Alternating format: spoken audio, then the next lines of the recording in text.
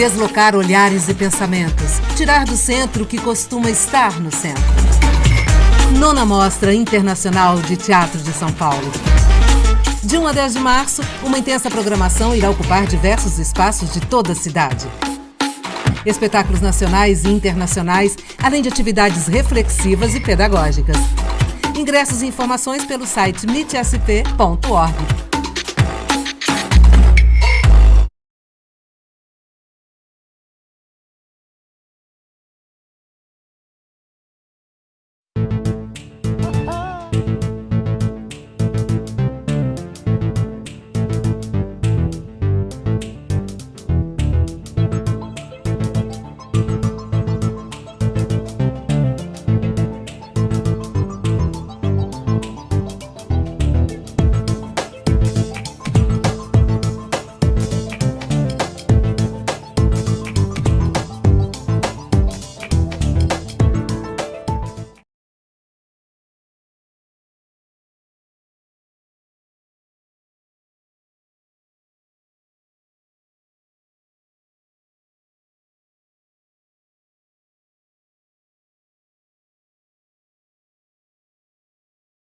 Boa tarde.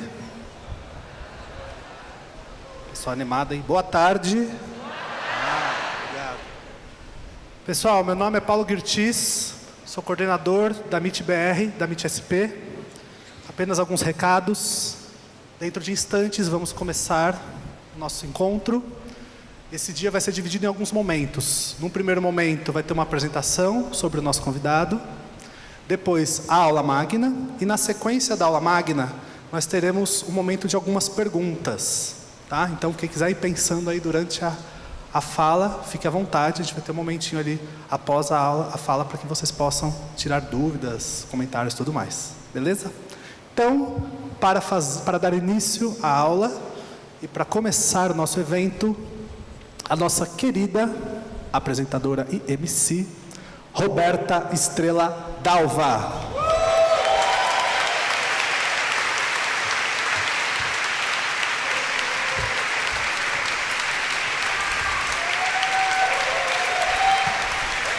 Salve, salve, boa noite a todas as pessoas presentes. Eu sou Roberta Estrela Dalva, como ele disse, é muita emoção estar aqui de volta. Sejam bem-vindas todas as pessoas aqui que estão nessa noite tão especial. Eu estou feliz de estar aqui porque a última vez que eu estive aqui foi no dia 11 de agosto do ano passado, no dia da leitura da Carta aos brasileiros e brasileiras em defesa do Estado Democrático de Direito. Que foi um momento muito lindo, né? Que a gente estava muito mobilizados, todo mundo, para sair da situação que a gente se encontrava. E tem tudo a ver tá aqui de novo na MIT, porque MIT, a Mostra Internacional de Teatro de São Paulo, é um evento comprometido com a democracia, com o livre pensamento, com a livre expressão, que está trazendo temas para o centro da cena, literalmente, porque é um festival de artes cênicas, né? Coisas que a gente precisa debater, pessoas que a gente precisa ouvir. Então, tem tudo a ver essa conexão. Estou muito feliz de estar aqui nesse momento histórico de novo.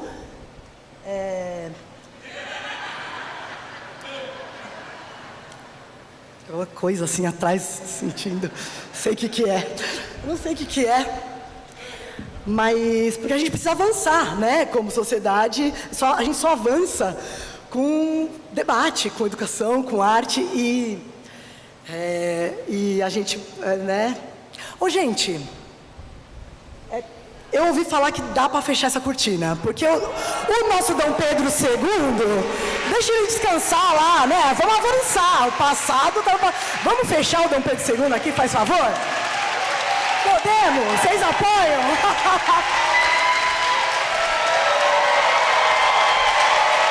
Saravá! Tô até mais leve, dona Leda.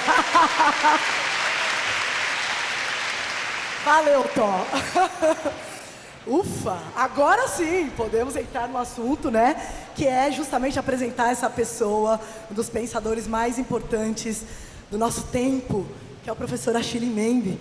Ele que é camaronês, que é professor da Witwatersrand, a universidade lá de Johannesburg, ele mora lá também. E ele é também agora, está fazendo um trabalho super importante numa fundação, Innovation Foundation for Democracy. Eu estive conversando com ele ontem, ele falou que está muito engajado nos novos sentidos da democracia. E o professor também tem 15 línguas os trabalhos dele. Aqui no Brasil, a N-1, o Ricardo está aí, o pessoal da N-1 está aí, vai estar vendendo os livros dele aqui, tem 4 títulos e vai sair mais um agora. E eu conheci o professor em 2014, lá na África do Sul, num evento chamado JWTC, que consistia num workshop móvel, num ônibus com 60 pessoas, viajando de Johannesburgo até a Cidade do Cabo, parando em lugares importantes na luta contra o apartheid, ouvindo conferências. Então tinham pesquisadoras, pesquisadores, professoras, professores, artistas, ativistas de várias partes do mundo. Dentre elas, então tinha o professor Achille fazendo conferências, conversando. Dentre elas, uma das pessoas era a professora Angela Davis. Então, dona Leda, o negócio era, imagina, Achille Mbembe e Angela Davis discutindo nos painéis. A gente ficava todo mundo emocionado. O professor Achille é um orador, vocês vão ver, com uma voz muito amorosa. É amorosa a palavra, direta, que fala para ser entendido, não tem aquela pedância que às vezes tem academia, que fica fechada. Lá ele quer ser entendido porque ele é professor também. A gente passou muitas coisas lá. Ele dava exemplos, Grace Jones, ele evocava Sanha nas palestras. Estou lembrando aqui, também teve algumas vergonhas. Imagina o jogo do Brasil 7-1, estava a Angela Davis de um lado, ele e todo mundo, e aí começou aquilo lá, os dois estavam torcendo para o Brasil, ficaram, what's going on? Roberto, what's going on? I don't know. E ele tira sarro disso até hoje. E no ano de 2015, eu fui de novo lá e a gente ficou relembrando na casa dele um momento que nós fomos em Ginsberg, que é um município, no túmulo do Steve Biko, no cemitério, onde está enterrado o Steve Biko, que, dentre outras coisas, é criador, cunhou, né, o conceito e o termo e a luta do Black Consciousness, consciência negra. E aí, era um fim de tarde, assim, o sol estava caindo, a professora Angela falou no túmulo, ele falou algumas palavras, ele olhou, eu fiz uma reza lá e umas moças que estavam cantaram em 5 vozes, né, que a África do Sul tem essa coisa dos corais, e aquele sol descendo, isso ficou gravado para sempre no meu coração, na minha retina.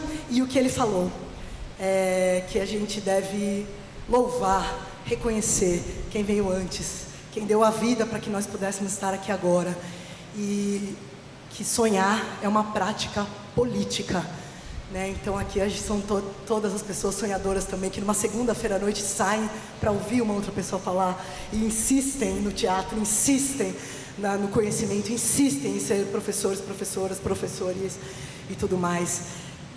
Então, sem mais delongas, vamos chamar aqui com muito barulho, que emoção, professora Achille Mbembe!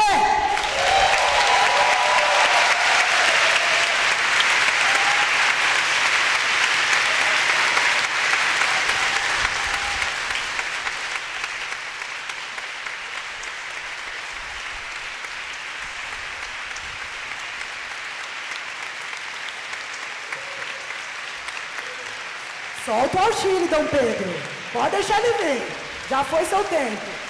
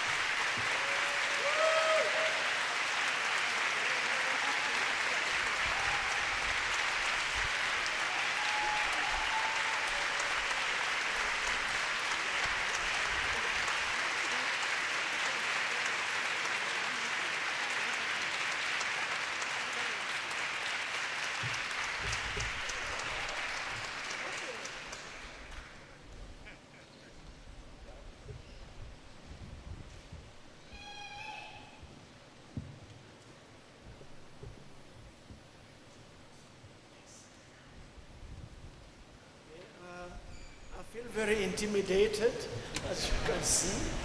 I am very, very happy to be here. in Sao Paulo and to be back here in this country, Brazil. I felt intimidated, but I knew that Roberta was right there next to me, and I looked at her in her eyes, and I could feel the energy and the strength coming from her to me, and I feel absolutely confident now. I would like to thank Roberta for introducing me. She is somebody we love very, very much. I think our world would be poorer if Roberta didn't exist. So I would like you to have a big applause for Roberta.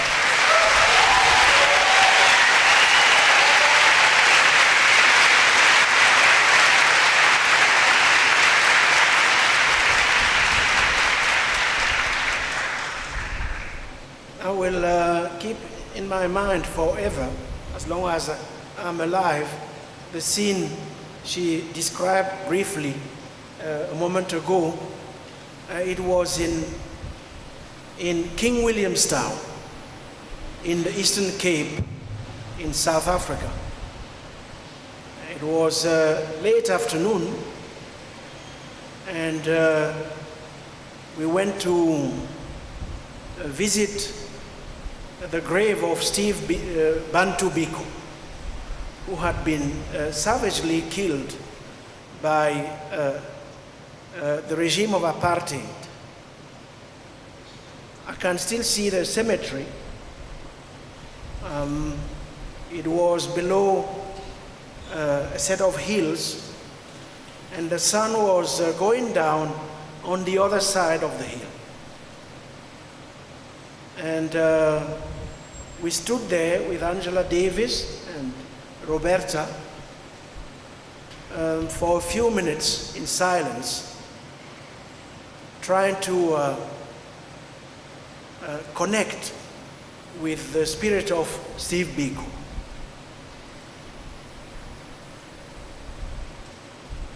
And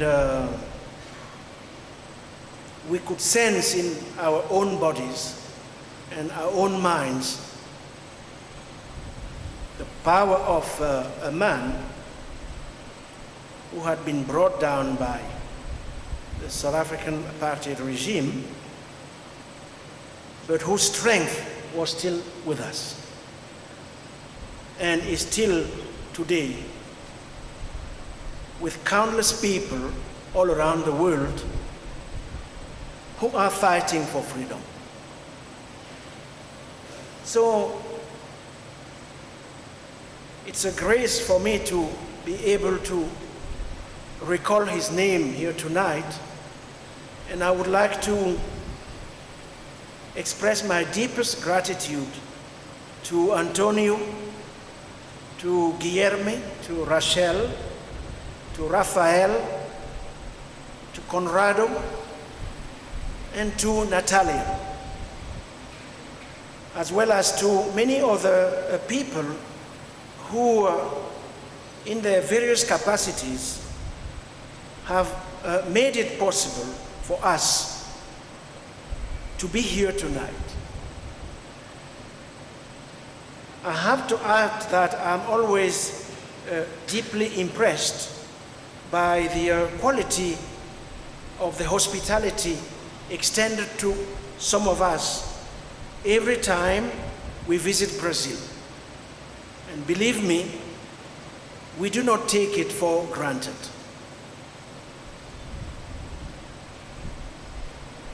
So if you want, what I'm going to offer tonight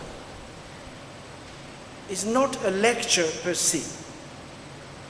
It's a set of propositions, most of which come out of the work I have been trying to do over the last 20 years from South Africa.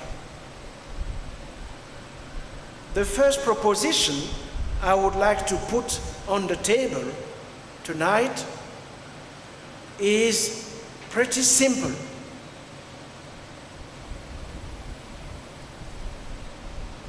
It is the following. For millennia,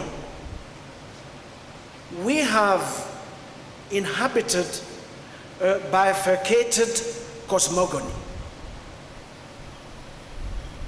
And this is no longer sustainable. It is no longer sustainable in the sense that it is endangering the very conditions of planetary habitability.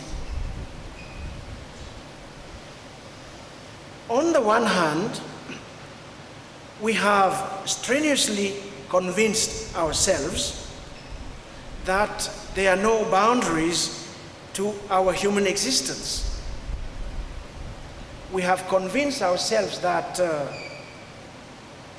in fact, we can separate ourselves from the earth we inhabit.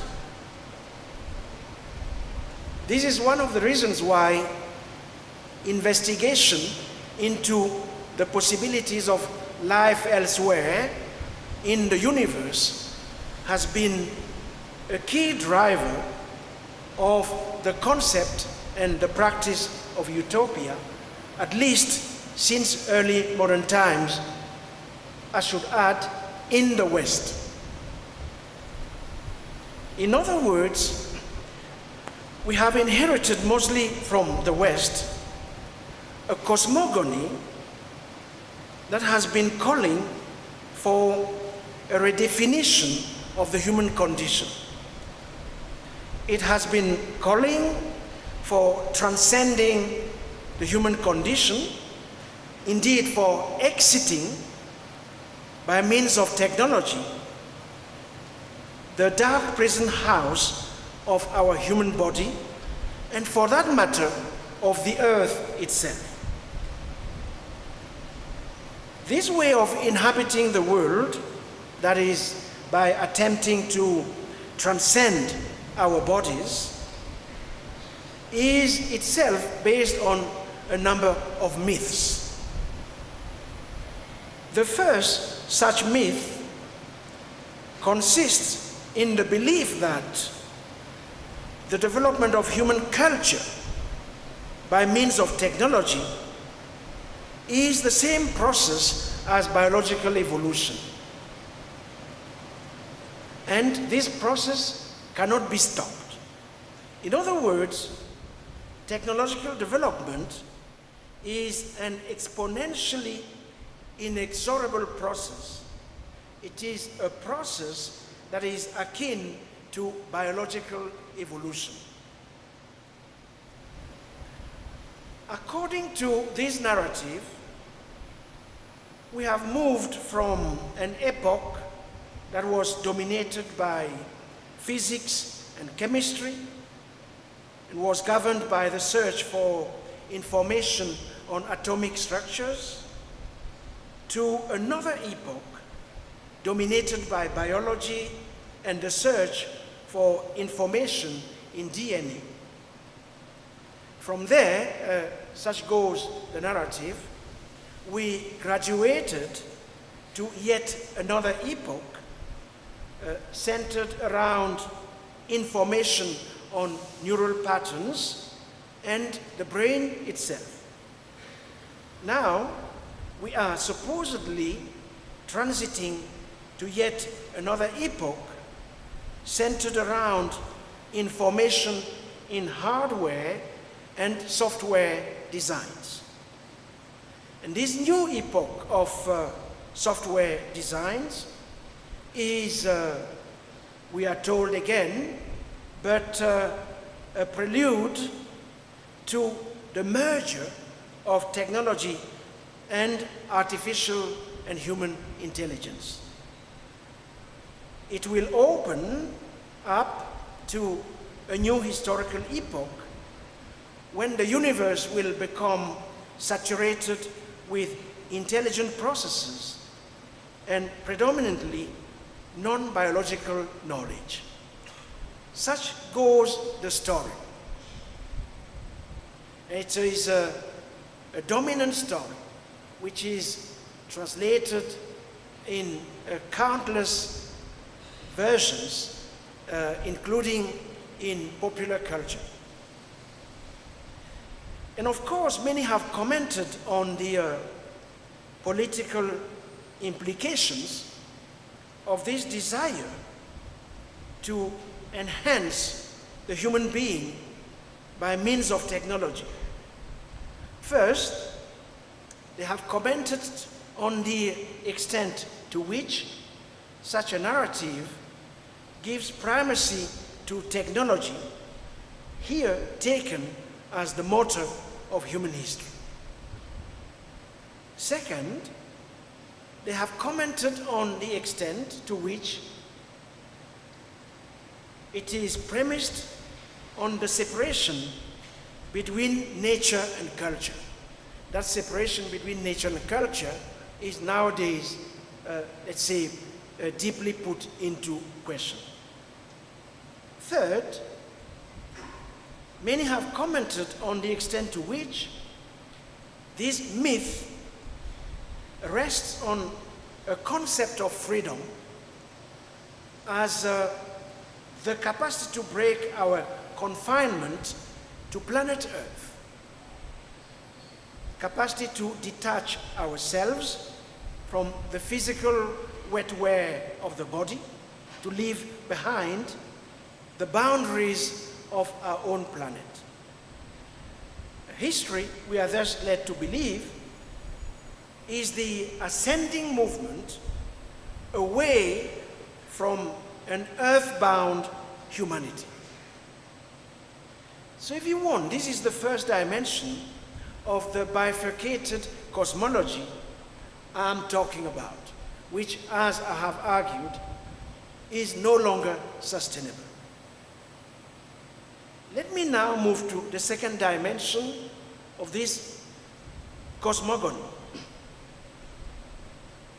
The fact is that if indeed our longing was to ascend from Earth, was to escape the Earth, to turn away from it, if that was the longing, the fact is that humanity has been objectively earthbound. Earthbound in the sense that our main location has been the Earth. Or to be more specific, our main location has been the surface of the Earth, by which I mean the solid structure beneath our feet, that structure on which we stand, and which somewhat defines the fundamental place we all rely on, the fundamental place we all inhabit. We, as you know, we have organized our lives within this zone, which we are not the only ones to occupy, since we share it with other people, we share it with other groups of plants, of animals, and in fact a wide cast of other life forms, all of these life forms creating the conditions we live in. Now, the point I really want to make is that this narrow zone, this surface which we inhabit, is in fact, at least according to geologists, is a thin and porous layer just a few kilometers thick, where life has modified the cycles of matter in its heterogeneity, creating a kind of skin, the Earth's skin. Now, part of what characterizes this surface, the Earth's skin, is that it is where all the forces, all the potentials of the universe meet and mingle, which in itself is a powerful fact. It is where, through the reciprocal action of all elements, they compose and generate a general horizon, the horizon of life. Now, the ongoing climate disorder, which is going on, and I'm sure you know a lot about it here in Brazil, if only because these were a huge part of the Amazon. The key lung of the earth is located. The ongoing climate disorder is somewhat forcing us to reconsider what I have called early on the bifurcated cosmogony, which has become unsustainable. It forces us a bit to zoom a bit more in on this terrestrial ecology of our common existence. It forces us to take more seriously than in the past this matter of common concern, the matter of our tenure on Earth. And I use the term tenure voluntarily.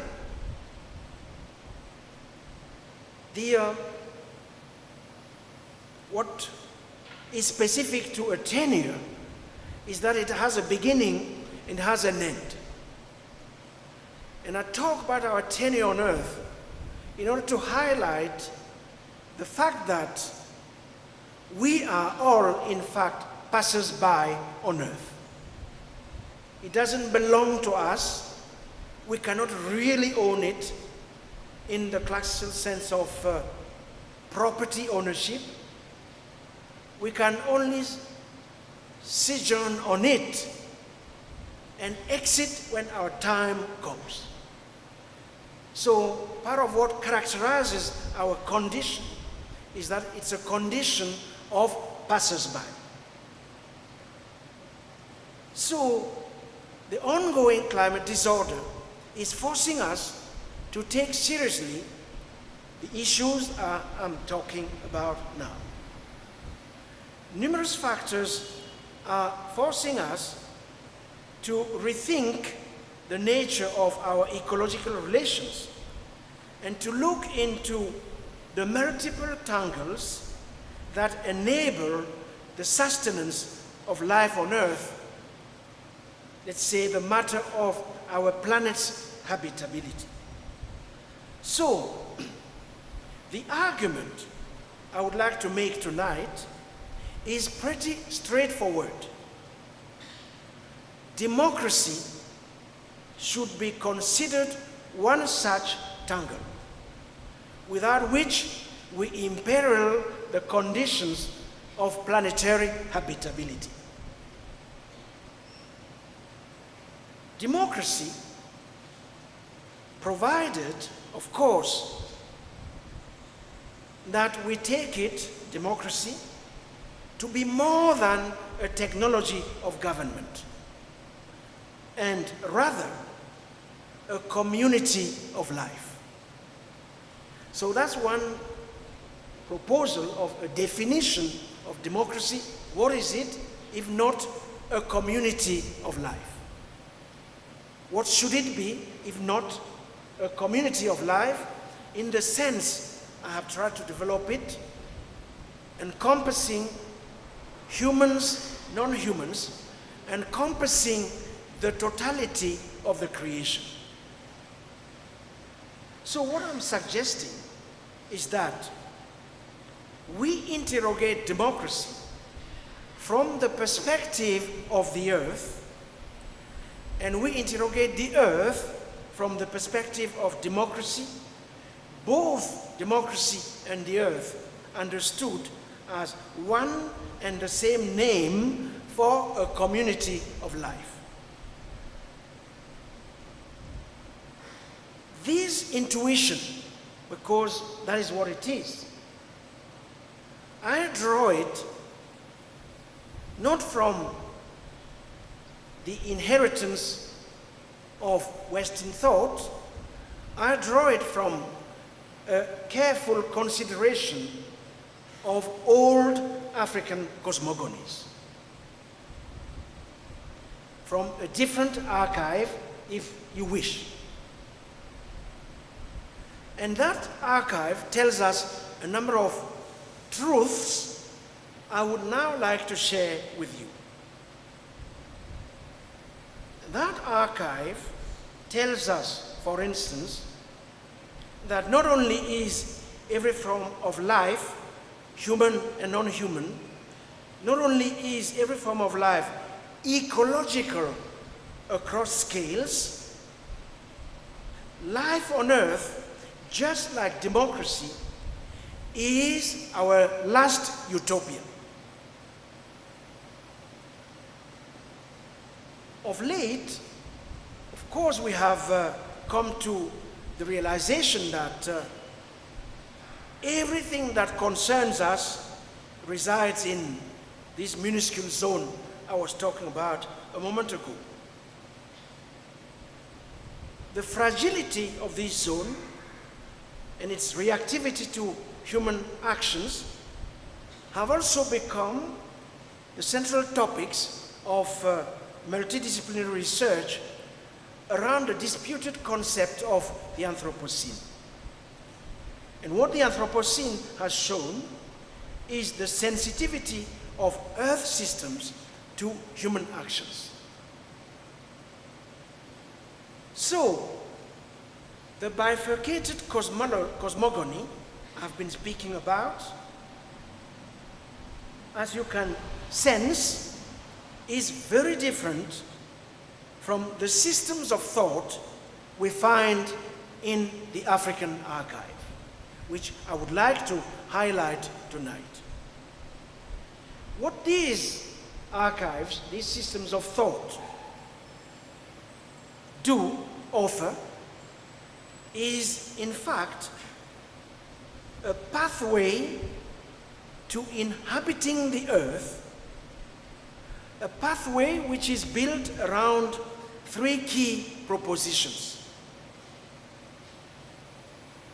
The first proposition is that within the many lineages of life, all living entities are composed of symbiotic relationships. That's the first proposition we draw from a careful appraisal of African cosmogonies. Second proposition, we must understand ourselves as a single life form among and including many others. Which means that if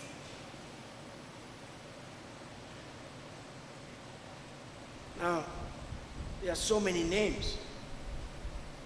George Floyd, let's say. If George Floyd is killed on the pavement in a city in America, I think the city was Minnesota, it's not simply George Floyd's life that is being taken away, it's the life of many other forms of life, if you want. Because there is a consubstantial unity in the life of which each of us is, if you wish, the symbolization, the manifestation.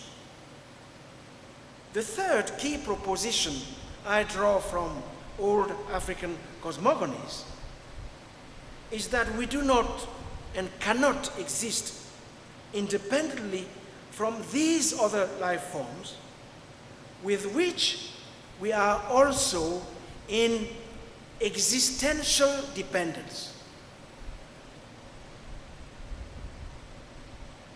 Now, if we build on such foundations, if we open a different archive, in this case, the African archive, if we build on such foundations, it is possible to articulate the lineaments of what could be a different cosmogony.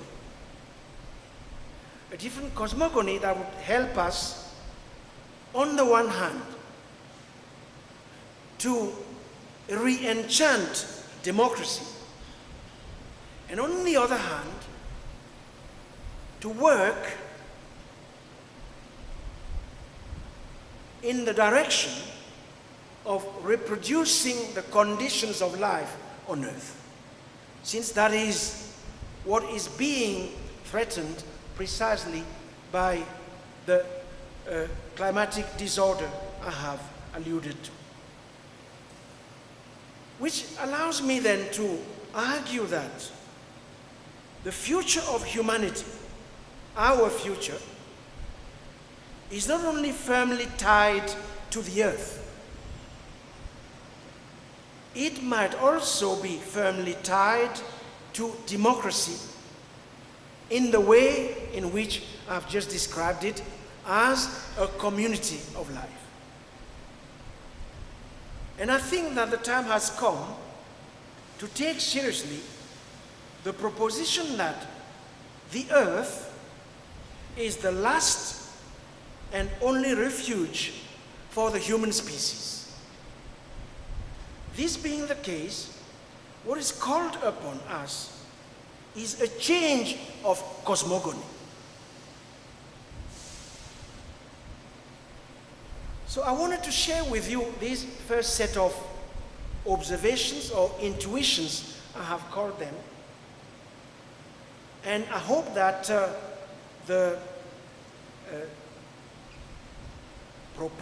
what I said was a little clear. The point is that for such a proposition to have any traction at all, we must first try to disentangle the nexus that has historically been established between democracy and necropolitics. What I'm saying is that for democracy to be the last utopia,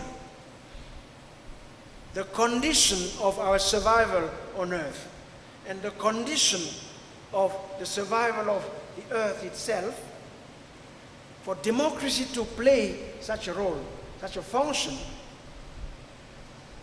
we need to disentangle it from the histories of necropolitics.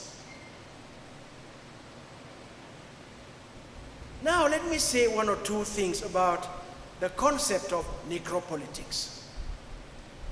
I know that it is widely used here in Brazil, and I'm not saying what I'm going to say to tell you what is the dogmatic understanding we must have of it, but I'll just tell you a few things about how I came to coin that concept. In my mind, necropolitics can be defined very simply as politics in the guise of a death drive, which, as you can observe, goes against all that I have been saying during the first set of my remarks on the horizons of life, on a community of life. I kept coming back to that marker of life. Necropolitics goes against all of that. Politics in the guise of a death drive, but what kind of death? I would say a death that is not programmed biologically. That, okay, I was born in 19 whatever, I grew up in Cameroon, I went to school here and there, I worked in America, I came back to Africa, and then I reached the age of 80 years old, and one morning I was reading the newspaper and I died of natural death. The death we are talking about in Necropolitics is not that kind of death. It is not programmed biologically. It is manufactured. It is also the kind of death that entails no creative possibility whatsoever for the subject. What I mean by that is that it's a kind of death that targets those whose lives fade away and who no longer are given a name and who can be, if you want, mistaken for anonymous non-beings. In any case, that is the intention. So, I coined the term necropolitics recently, in fact, during the last quarter of the 20th century.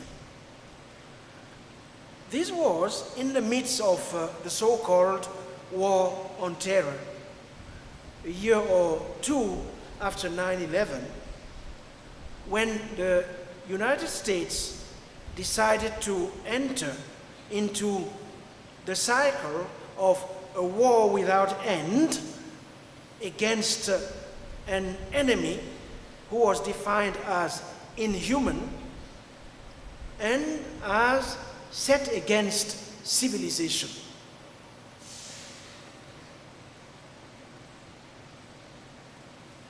Now, the kind of death that is evoked in the concept of necropolitics is very much part of the history of democracy. In any case, in its liberal form. It is very much part of the history of democracy, especially when democracy is seen from the vantage point of the lived experience of racialized communities in places such as the US, in places such as Brazil, in places such as South Africa, until very recently. And I mentioned the US, Brazil, and South Africa because, as you know, historically, these are the three crucibles of racism in modernity. It is in these three places where racism was, if you want, almost invented. In any case, it is where it became the kind of mortal weapon it ended up becoming.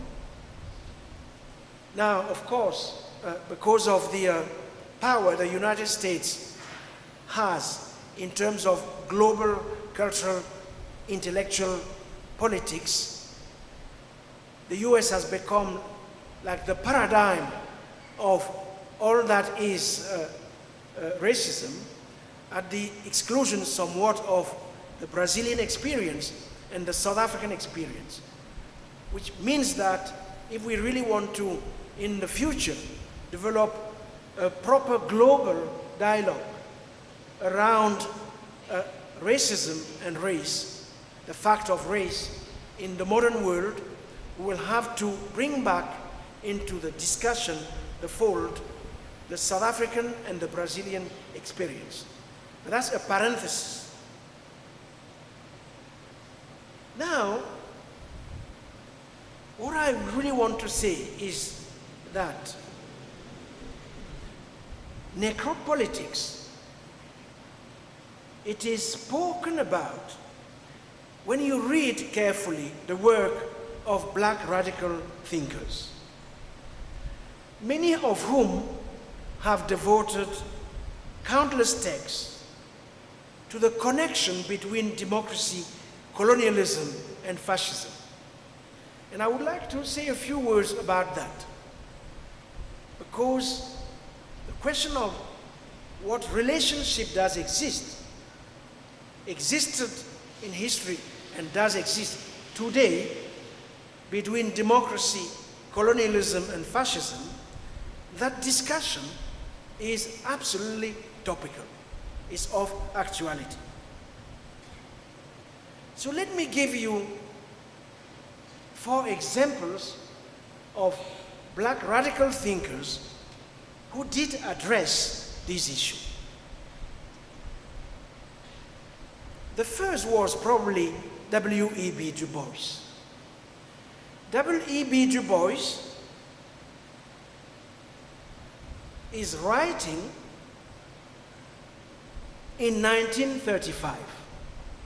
In any case, the book I'm referring to, which is called Black Reconstruction, is published in 1935, and it is a monumental reckoning with US racial capitalism. Tell you a story. So, as many of you know, I was born in Cameroon. I grew up there.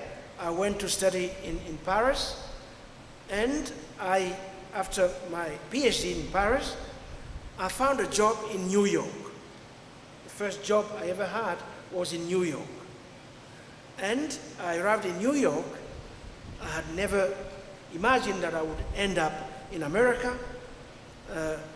I find myself in a totally different environment, and I have to somewhat have some idea of where is it I found myself. And I think, oh, I'll do this by reading about American history. But I will start by reading African American history.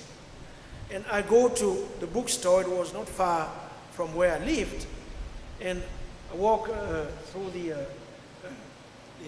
whatever you call it, and I see this big book called Black Reconstruction. And I think, oh, maybe this will really help me to have a good sense of what this place is all about. And I buy it, try to read it, and I have to confess, I really didn't understand any of what he was talking about. Huge like this. I had to read it later on after. So Black Reconstruction, in fact, it's about a reckoning with US racial capitalism.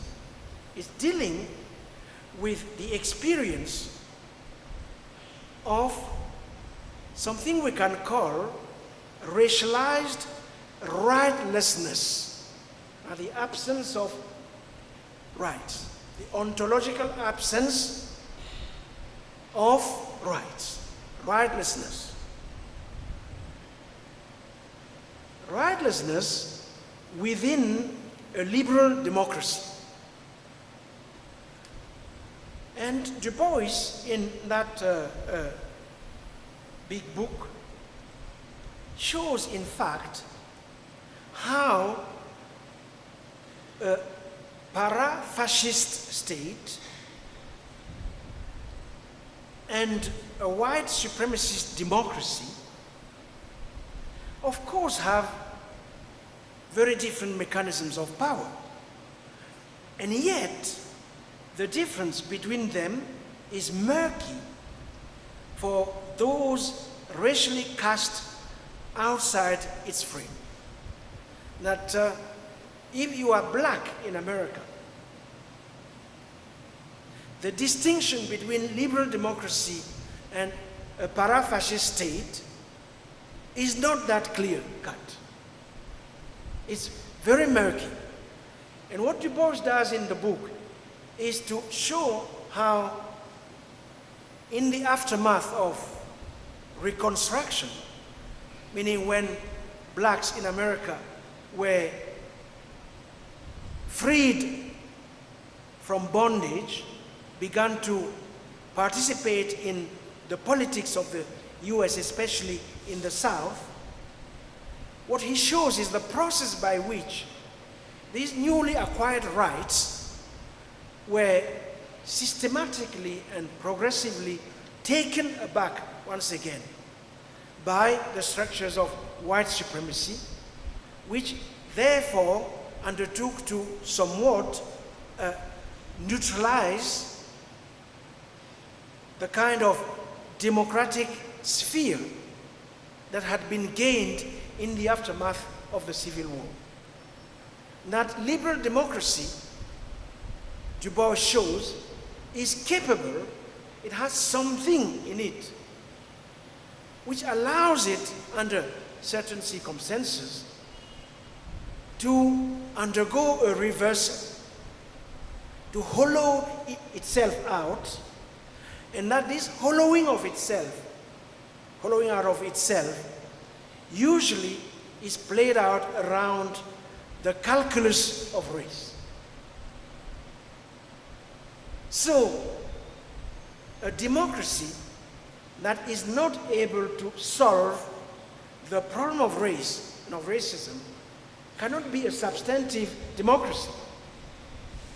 It cannot be re-enchanted exactly in the way I was arguing in the first part of the talk, for the purpose, one, of enlarging the community of life, and second, the purpose of reproducing the conditions of planetary habitability. So racism, in that sense, is a mortal threat to democracy. So Du Bois shows this with countless examples, the use of racial terror, cooptation of poor white, passionate investment in white supremacy among ample sectors of the capitalist class, financial as well as industrial.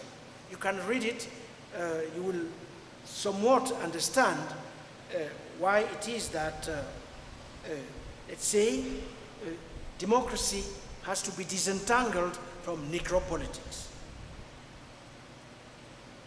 Another thinker is Georges Padmore. Georges Padmore wrote a book in 1936 called How Britain Rules Africa. Padmore, for his part, highlights the existence within democratic structures or polities of a second form of fascism. It's not racial fascism as such. It is what he calls colonial fascism. Colonial fascism, he argues, takes place at a spatial remove from the imperial metropole, in particular within settler colonies. Settler colonial racism, for him, is the breeding ground for the type of fascist mentality which is, I'm quoting him, is being let loose in Europe today. He's writing in 1936. But this business of being let loose today, I'm sure can apply to a number of European formations as we speak. And by the way, for Padmore, in 1936, South Africa was already what he called the world's classic fascist state. Why? Because for him, South Africa then was grounded on, I quote him, the unity of race against class. A third figure is Aimé Césaire, in his discourse on colonialism, which was written a bit later in the 50s, early 50s. And Césaire basically saw in fascism the boomerang effect of European imperialist violence, in the sense that First of all, he believed that there was a fascist potential of colonialism, fascist potential in its capacity, colonialism, to destabilize a liberal rule in the metropole. And Césaire considered this form of fascism to be an unwanted return to the metropole of things which were done in the colonies. That you go to the colonies and then you kill people, you plunder the resources, basically you bring down the rule of law, and at some point all of that comes back to the metropole and bites you and corrupts your own system. So these are three examples of the ways in which, in black radical thought, the question of how to disentangle democracy from necropolitics was addressed. I could give you other examples. Roberta mentioned Angela Davis.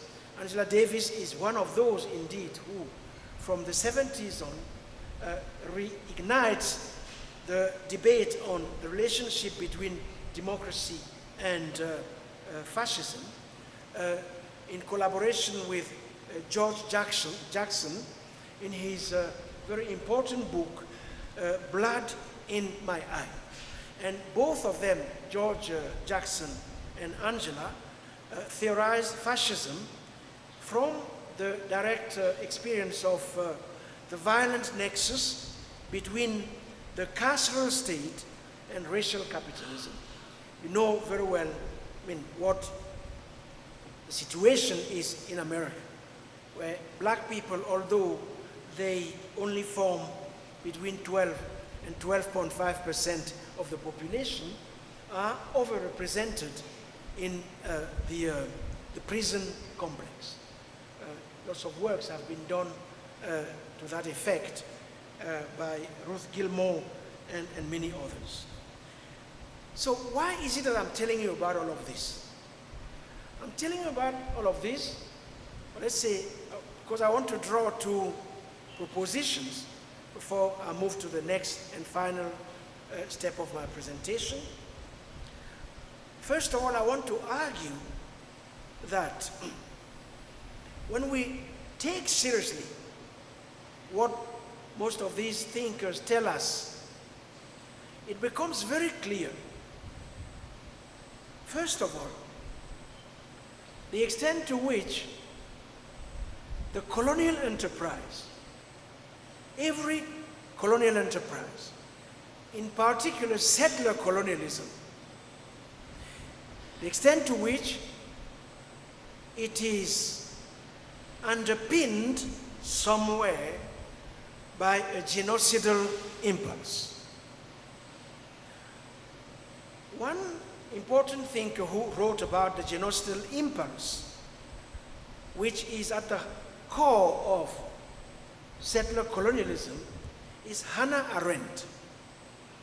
Hannah Arendt was writing in the aftermath of the Shoah in a book called The Origins of Totalitarianism. The book has, the second chapter of the book is called Race and Bureaucracy. Of course, this work has been the object of countless commentaries. I haven't read all the commentaries, but I still haven't found any commentary which is devoted to the study of that chapter 2 on race and bureaucracy. So there is, for those of you who are interested, a really interesting line of investigation here, rereading Hannah Arendt chapter 2 of The Origins of Totalitarianism, where she shows the distinction, distinctive historical trajectories that characterize three forms of settler colonialism. The US model, where you try to eradicate, exterminate the natives, the Australian model, which is more or less, follows more or less the same pattern, and the South African model, in which, although you have a possibility, capacities to try to attempt to enact genocide, you do not go to that extent. And Hannah Arendt is trying to explain why it is that, in the case of South Africa, this genocidal impulse, which is typical of settler colonialism, was not actualized. And then she ends up showing the extent to which, in fact, in the structure of domination which prevailed in South Africa, whites, to speak very generally, became very dependent on blacks. A kind of mutual dependency which made it such that their survival was totally dependent on enacting, of course, unequal relations with those they were subjugating, but not going to the extent of trying to exterminate them. And ended up instituting a system of racism which was itself characterized by the dialectic of indispensability, in the sense that the settlers needed the natives, indispensability for work in mining, for domestic work, of course, for their daily existence, protection, indispensability, and disposability. These double dialectics of indispensability and disposability became, therefore, the cornerstone of the type of necropolitical project which was implemented under apartheid. So it's a very interesting piece of work which needs, of course, more elaboration. So that's the first thing. Of course, we can, as what happens in the aftermath of apartheid, as an entirely different object. So let me now move to the last part of the presentation. I'll try to say a few words about the ways in which, in South Africa, at the end of apartheid, South Africa tried to disentangle democracy from necropolitics. I arrived in South Africa in 1999, 2000. The country had been freed, if you want, in 1994, when the first democratic elections took place. And by the time I started working at Wits University, 10 years after the end of apartheid, happened, of course, 9/11. And as I told you, in the aftermath, a number of us were trying to make sense of this new epoch that was emerging, and we coined the term necropolitics. The belief was that this new historical period necessitated the development of modes of political and ethical reasoning, which I in particular thought could help us deal with a set of difficult questions which were being raised then in South Africa. Difficult questions concerning what is the human and what is inhuman. What remains of the human, or even of humanism, in an age saturated by violence, fear, torture, vulnerability, and war without end, what remains of the human under such circumstances? So what was going on then was a set of violent events which kept repeating themselves, in addition to human-made disasters, which made us think, some of us in any case, that we could shift the manner in which we had been used to define key categories such as law, such as life, sovereignty, the political, etc.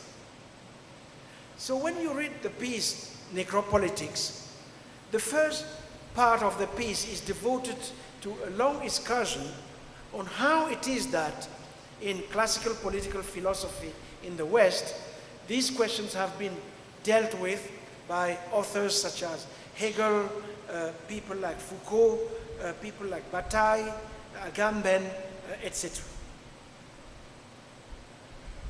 What became very clear was the fact that a lot of these classical ways in which these issues were dealt with did not take seriously the fact that we had entered a period when life itself had become the prime medium for exerting power. We were also starting to understand that power, in turn, was turning into the capacity to control and redistribute the means of human survival, but of course in a very unequal way, rendering death premature for some and not for others. So in order to confront this new epoch and its apparent intractability, a renewed drive to expand our definition of the human and to reimagine democracy as a community of life was needed. But life understood, as in the old African cosmogonies, as a relentless regenerative force and possibility. This is what, for almost 10 years, let's say 20 years after apartheid in South Africa, this formed the basis for the South African attempt at disentangling democracy from necropolitics. So, for instance,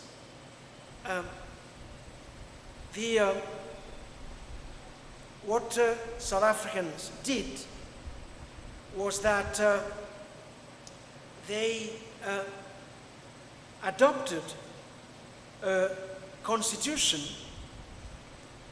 which is probably one of the most utopian constitutions on earth.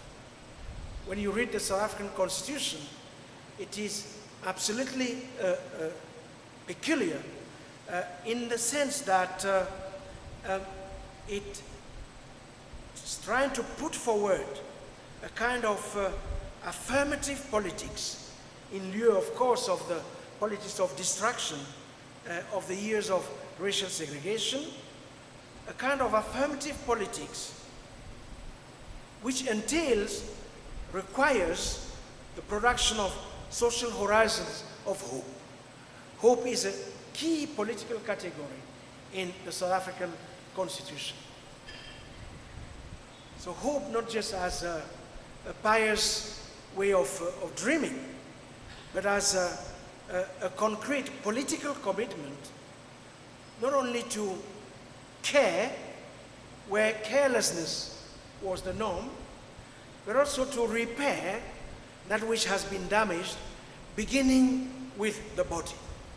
The body in its multiple senses, the human body, and the body of the land, the body of the city, etc., all of which it was believed required the total mobilization of the creative possibilities that had not so far been activated, in particular among formerly oppressed communities. So during this first decade of democracy, South Africa became the model somewhat of how to dismantle a racial mode of rule, how to strike down white supremacist-based frameworks of citizenship, and how to reinvent the law while striving to create racial equality through positive state action. It seems to me that there is there a lot to revisit, especially now. So what happened is that the post-apartheid state tried to foster a normative project with the aim of achieving justice, but through reconciliation, not through vengeance. To achieve equality through economic redress, as opposed to expropriation. Can debate all of that, of course. To achieve democracy through the transformation of the law, as I have said, and the restoration of a variety of rights, including the right to dignity. You know why is it that this right to dignity is absolutely important? And by the way, the South African Constitution is the only constitution which prescribes dignity as a right. A number of constitutions are preoccupied with questions of redistribution, questions of recognition, but not questions of dignity.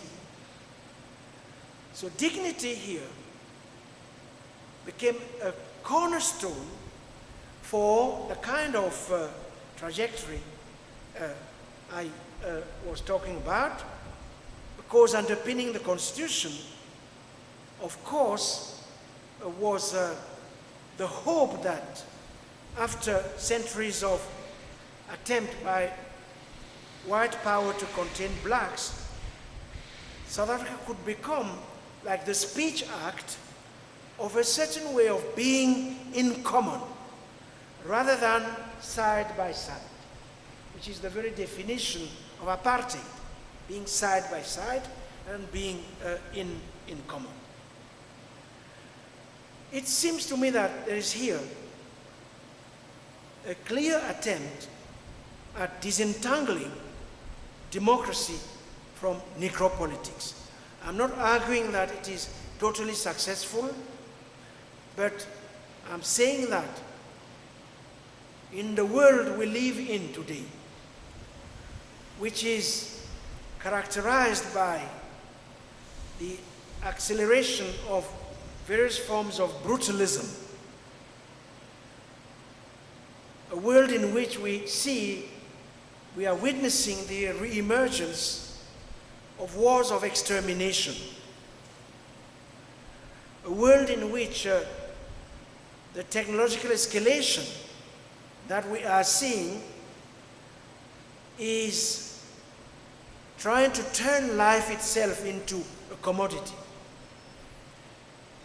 In a world such as this, it is very important to hold on to the signs of hope and the reservoirs of goodwill as they have manifested themselves at certain moments of our common history. Because those moments of openness are usually very quickly followed up by moments of closure. I thank you very much for your attention, and I will stop here. Thank you very much. Thank you.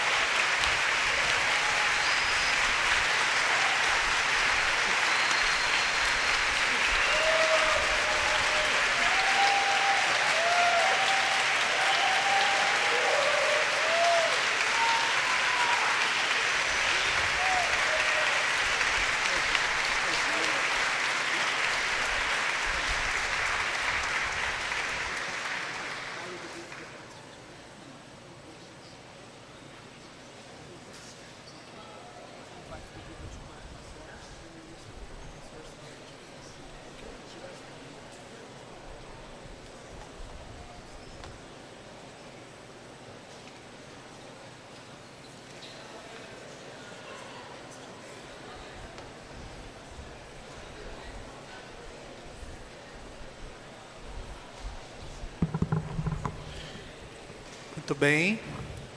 Agora, só um minuto. Nós daremos início à rodada de perguntas para o professor Achille. Vai ser dividido em 2 momentos. O primeiro momento são 3 perguntas de pessoas que nós convidamos para fazer as perguntas. E, num segundo momento, pessoas do público que gostariam de perguntar. Então, quem tiver alguma pergunta, pode levantar aí a mão da plateia, que o Rafa, que está aqui, vai organizar as pessoas que vão perguntar aqui. Enquanto isso, eu vou chamando as pessoas que nós convidamos também. Tá bom? Então, para dar início à primeira pergunta, eu gostaria de convidar a professora de Direitos Humanos, Eunice Aparecida Prudente. Professora, por gentileza.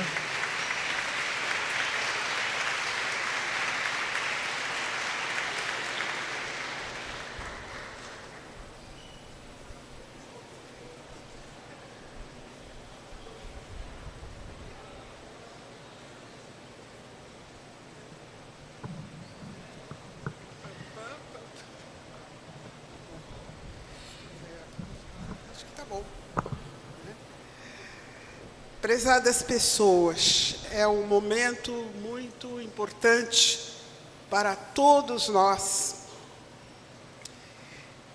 poder ouvir o Achille Mbembe.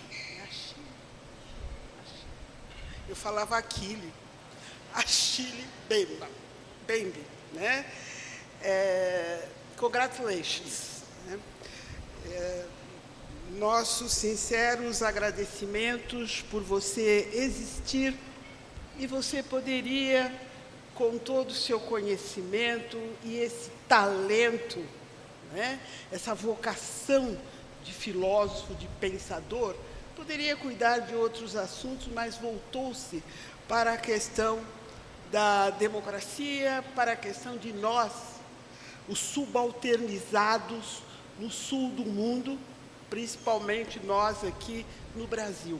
Precisamos muito ouvi-los.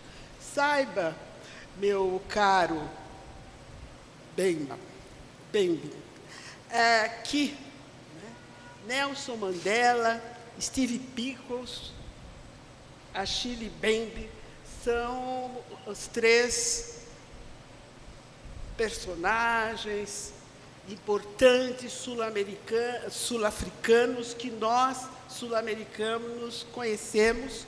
Acho que há pessoas que conhecem outros, além, outros pensadores. Mas eu pessoalmente, né, conheci o pensamento, as ideias desses sul-africanos e agora tenho a honra de conhecê-lo pessoalmente. A democracia expressa-se através de instituições. Nós, aqui no Brasil, adotamos desde 1891 as instituições políticas da Constituição Americana de 1787. Mas antes ainda de prosseguir, eu me emocionei, esqueci aqui de agradecer o meu diretor, o professor Celso Campilongo, que está aqui presente, que tem desenvolvido uma gestão muito democrática e por isso nós estamos aqui, e cumprimentar também os organizadores da 9ª Mostra Internacional de Teatro de São Paulo. Parabéns pela coragem e por essa oportunidade. Obrigada. Mas nós recebemos essas instituições. Elas nunca se adequaram às nossas realidades. Quando o Brasil foi uma democracia, porque vamos conhecê-las e senti-las através das suas instituições. Vou citar uma, né? Esse sistema presidencialista. Quantos abusos e ditadores nós tivemos? Mesmo após o enfrentamento da ditadura e a conquista da Constituição de 88, olhe ou lembrem-se, ou não se lembrem, mas pensem um pouquinho num passado recente, que foi o governo Bolsonaro, que não foi democrático, que não, né, sequer seguiu a Constituição. Então, né, E, a partir daí, temos muita dificuldade, porque desde que adotamos, também está na nossa história, um Estado social, um Estado, a partir de 1934, né? O Brasil começa, então, um compromisso com direitos sociais. A partir daí, há, como muito bem notado aqui pela sua palestra, muitos compromissos para essa instituição Estado. Ele tem um compromisso com o social. E aqui no Brasil, deixa muito a desejar esse Estado social com os compromissos, com os direitos sociais, etc. Parece-me, e aí quero ouvi-lo, meu caro Mbembe, que o sistema presidencialista, com essa criatura única, né, no executivo, no nosso executivo federal, ele não dá conta de todas as questões que ele deve cuidar. Por quê? Nossa, olha essa plateia. O Brasil tem, né, no seu histórico, os 400 anos de escravização de pessoas negras. Raramente, nesse ambiente aqui, vi pessoas negras como estou vendo hoje, nesse momento. Essas pessoas foram convidadas, elas vieram. Né? É muito sério isso, pelo menos para quem é da minha geração. Né? É muito sério isso. Então, eu acho que as próprias instituições estão inadequadas e precisam ser, com urgência, ser revistas. Por quê? Né? Uma pessoa, da forma como já, né, temos adotado esse modelo presidencialista, não tem dado certo, e vem daí também outras questões. A Constituição Federal de 88, ela praticamente submete os servidores públicos militares, aqueles que são responsáveis pela segurança pública nos diversos estados brasileiros, são 26 estados aqui no Brasil, então, praticamente, submetem às Forças Armadas. As Forças Armadas cuidam de um inimigo, levam dinheiro público significativo, ainda estou buscando quem é o inimigo do Brasil. Mas, enfim, cuida desse inimigo. E as Forças Armadas? E essas forças militares responsáveis pela segurança pública. É a nossa segurança, a incolumidade, é para cuidar de nós. E não é isto que vem ocorrendo. Nós, as mulheres pretas brasileiras, temos os nossos filhos mortos pela polícia militar dos estados brasileiros, inclusive do estado de São Paulo. Então, não há estas situações que marcam aqui a nossa trajetória histórica e a nossa realidade. Claro que eu gosto muito de ver um aparato militar na esquina da minha casa, então eu não vou ser assaltada e tal, mas não é bem isto que vem ocorrendo, nós bem todos sabemos disto, né? Então, né, é preciso, nessa Constituição Federal, um novo olhar, na minha opinião, para as instituições políticas que precisam se adequar. E também desvencilhar a segurança pública da segurança nacional. Não é? Então, esses servidores públicos militares dos estados precisam ter o direito de se sindicalizar, de discutir abertamente os seus direitos sociais, são servidores públicos e etc. E não é bem isto que vem ocorrendo, eles são proibidos, né, de uma série de práticas políticas em busca do próprio direito social. Eu, pessoalmente, sou filha de trabalhadores. Minha mãe, meu pai metalúrgico, minha mãe tecelã. ambos sempre sindicalizados e discutindo as suas questões sociais. Parece-me que o caminho para uma humanização, né, desse aparato militar, estadual, pela segurança pública, é justamente uma liberdade para eles se organizarem, discutirem e, sobretudo, olharem a sua realidade. Porque, vamos falar de São Paulo, onde nós todos conhecemos. Quando vamos à academia do Barro Branco, não é, onde se formam o oficialato da Polícia Militar do Estado de São Paulo, nós não vemos negros. Quando nós vemos, né, os cabos, os soldados, né, aí vamos encontrar muitos cidadãos negros, né, que vão receber ordem dos oficiais, obviamente. A política de atuação da segurança pública é formulada pelos oficiais, né? Eles até nos recebem para discutir algumas questões e tal, mas não mudam a sua política, né? Eles que dão vida e praticam a necropolítica.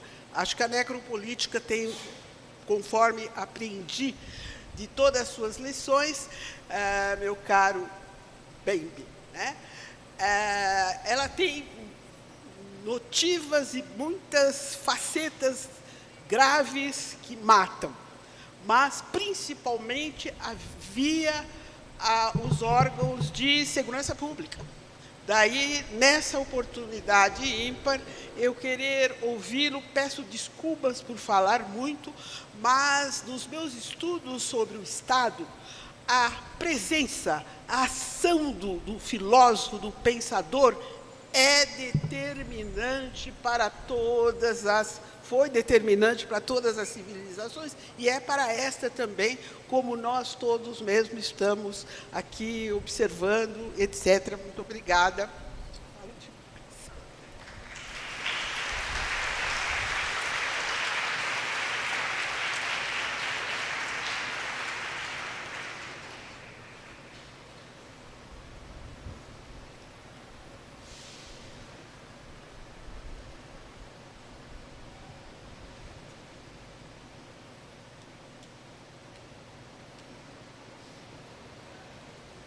Thank you very much. I learned a lot from what you shared with us. You raised a whole number of absolutely crucial issues. I would just like maybe not to respond, but to comment on two of them, and you insisted a lot on them. The question of institutions and the question of security, or more generally, the place of force in let's say in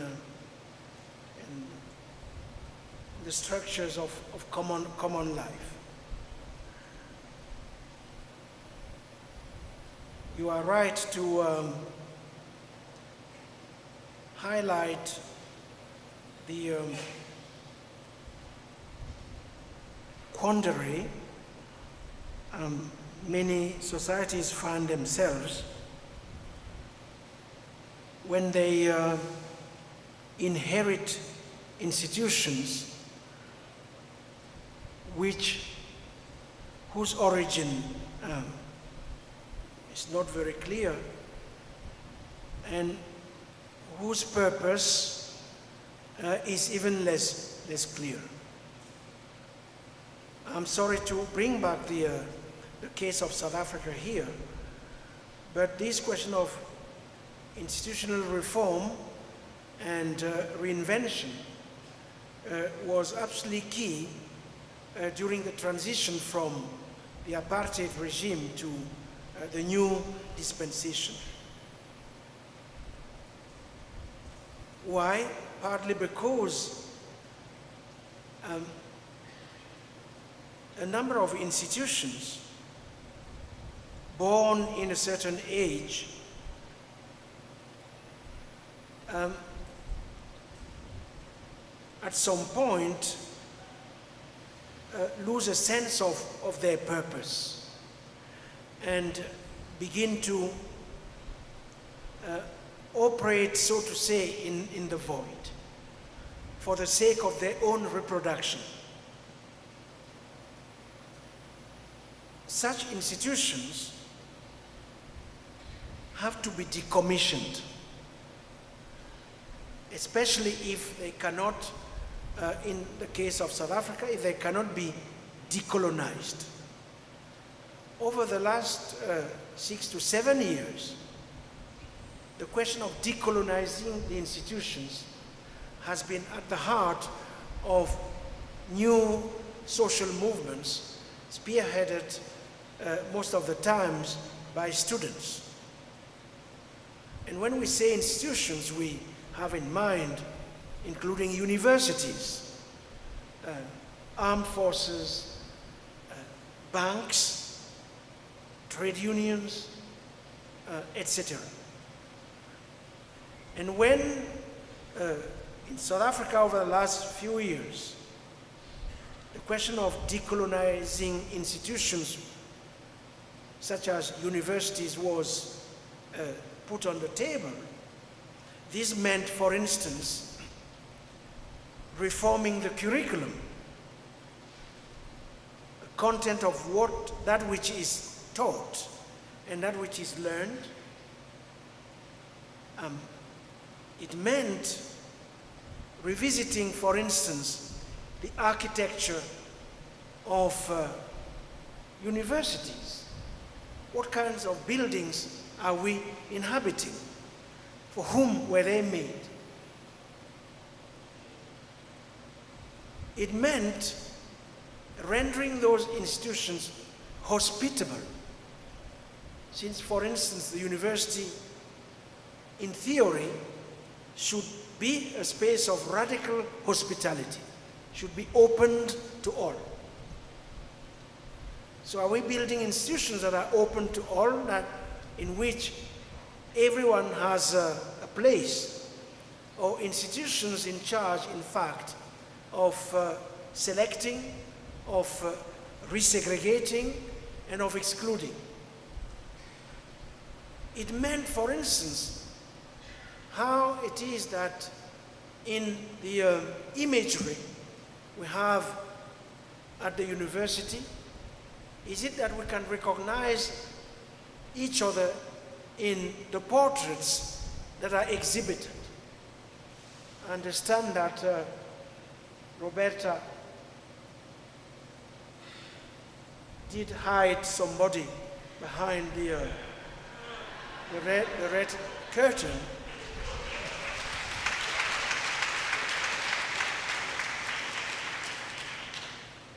So there are debates about all of that.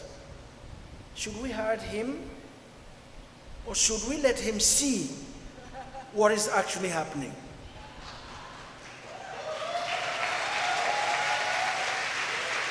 And let him see how, in fact, a place, as you say, that was really not for some, nowadays is being, if only for the time of a lecture, reappropriated and made a place for all.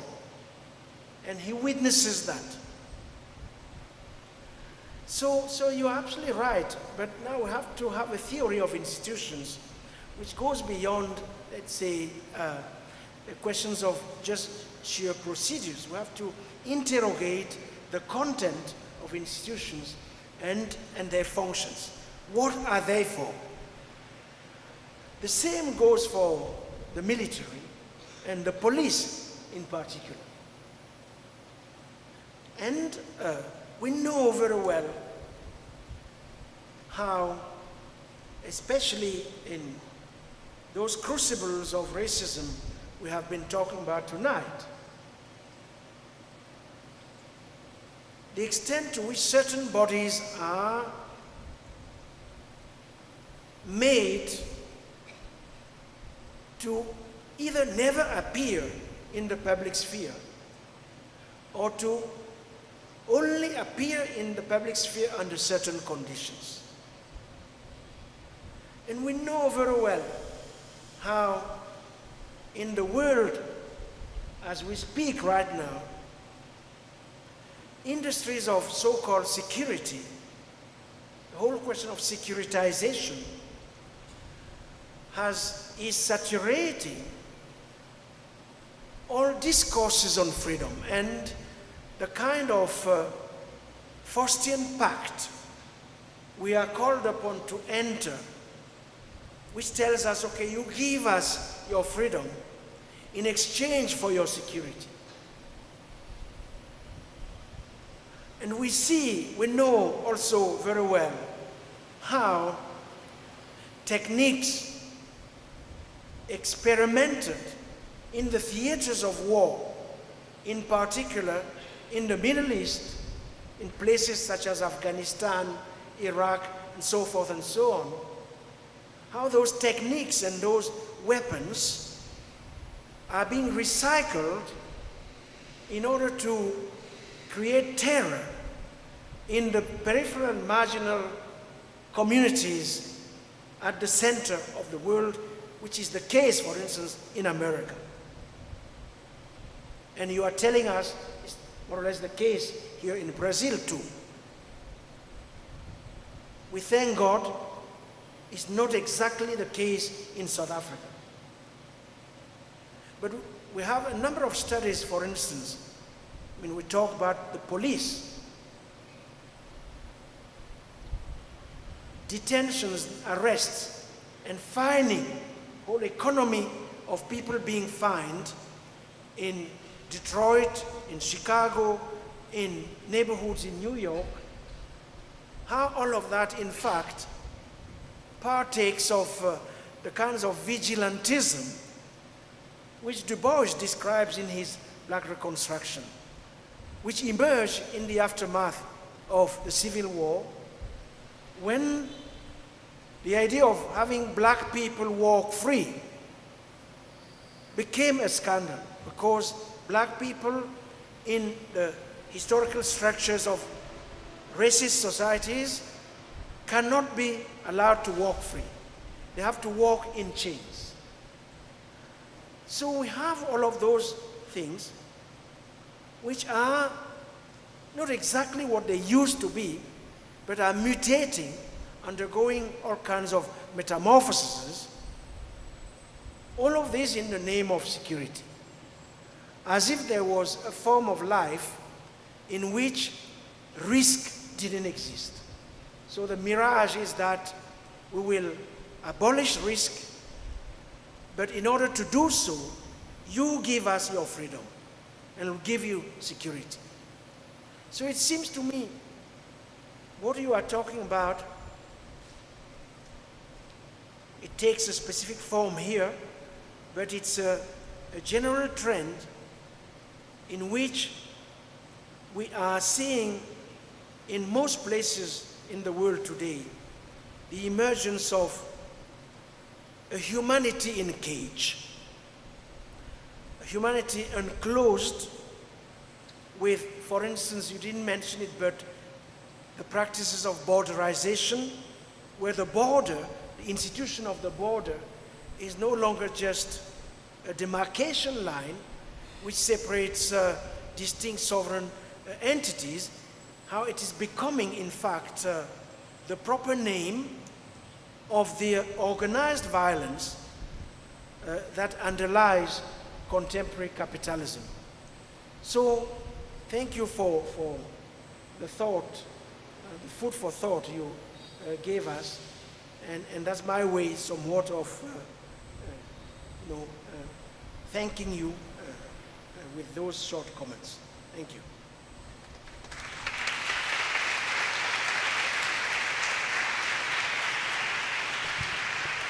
Vamos então à próxima convidada para a próxima pergunta. Eu gostaria de chamar a professora e jornalista Rosane Borges.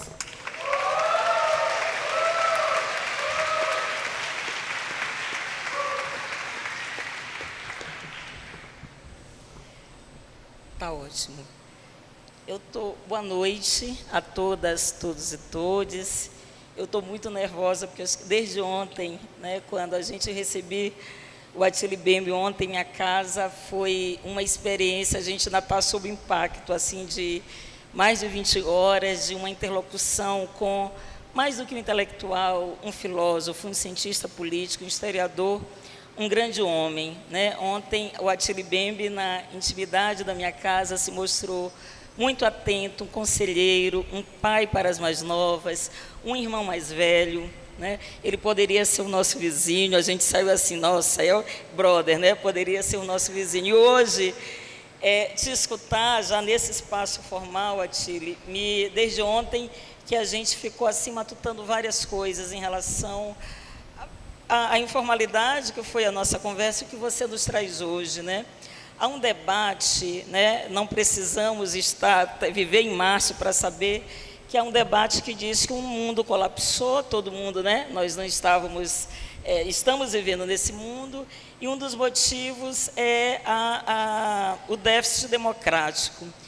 Esse discurso, claro, essa constatação, ela ganha novas colorações e novas entonações em cada tempo, mas no século XXI, os terríveis outros do mundo, como eu costumo nos chamar, negros, mulheres, gays, lésbicas, enfim, os terrivelmente outros do mundo, começou a insistir de que o déficit democrático não passava necessariamente pelo checkpoint da ciência política, mas porque essa democracia sempre nos deixou de fora, né? A despeito da gente viver ou não tempos bons ou tempos ruins, mas a democracia, fundamentalmente, ela carrega, a democracia ocidental, ela carrega um problema de origem, um defeito, digamos, de fabricação.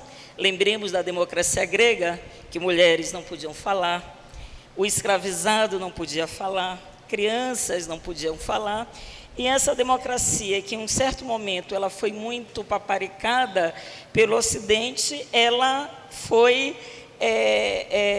o eterno acusa da gente, né? Mas ela já nasceu assim. Para nós, os terrivelmente outros, ela nunca foi democracia. E quando você faz uma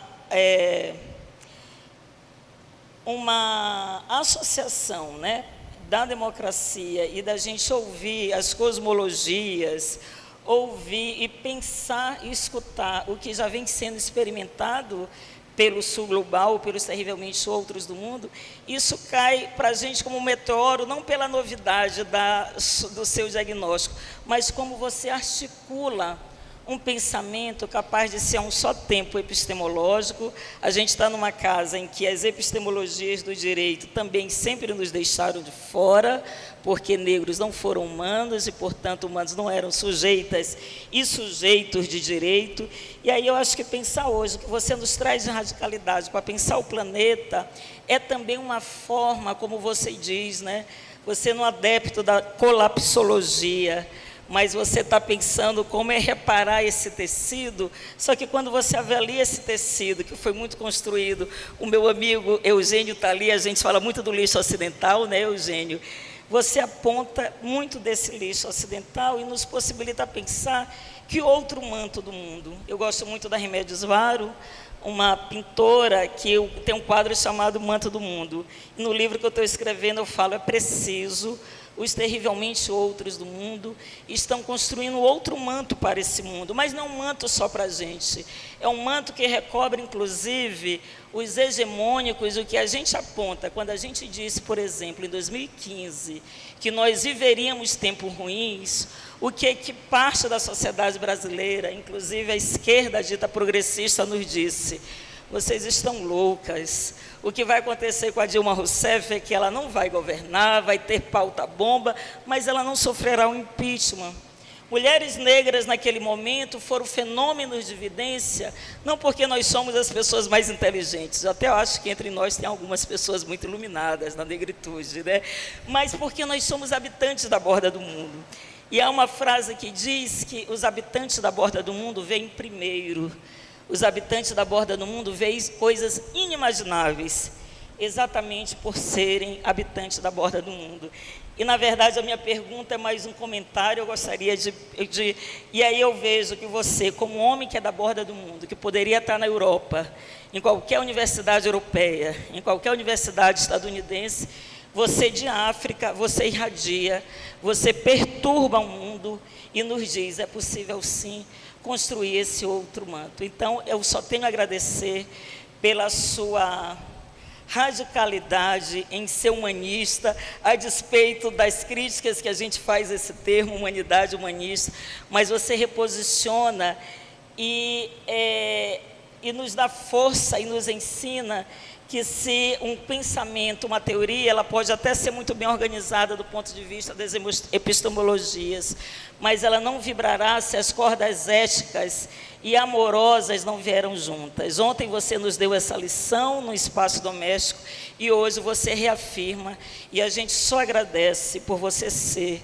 essa voz perturbadora que diz que Europa já foi, e mais do que isso, o mundo já foi. Mas veja, como você não é um negativo, você diz assim, nós temos muito que oferecer para o mundo.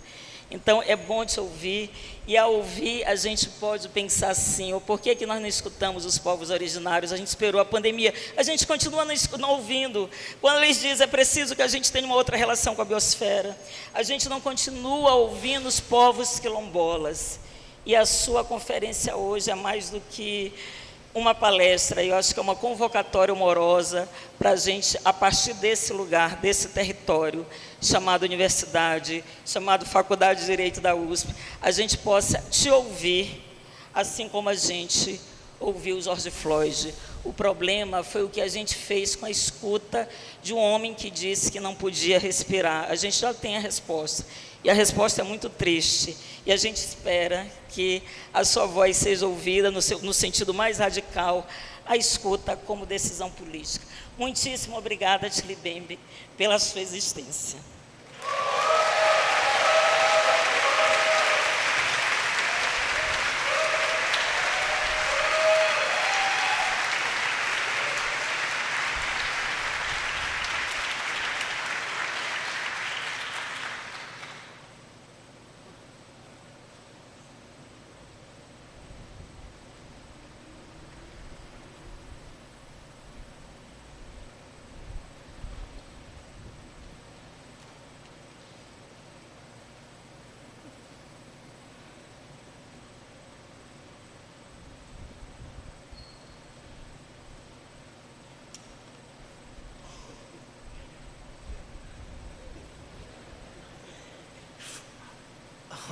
I was looking for you. Well, look, thank you so much for what you just shared with us. And you said so many things that went straight to my heart. Beginning with the time we spent together yesterday, which is still resonating with me in this beautiful apartment, which was so well ordered. And there were a lot of us, but it looked as if it could have admitted many, many more people without it ever being too full. That's the feeling I got. I can't remember how many we were, maybe 15 or 20. There could have been 50, and there would still remain a space in that apartment. And I was very intrigued by that. And by the beauty of the two people who cooked the meal. I can still see them. And everybody's face with all kinds of hairstyle, and I was not jealous at all, but I was so envious because some of us are not very well endowed when it comes to, so I was very, very impressed by by all of that. And I'm talking about all of this because of the way in which you ended the words you shared with us. You asked a very troubling question at the end.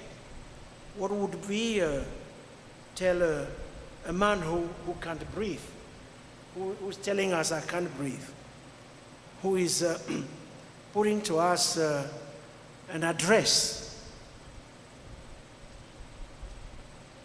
And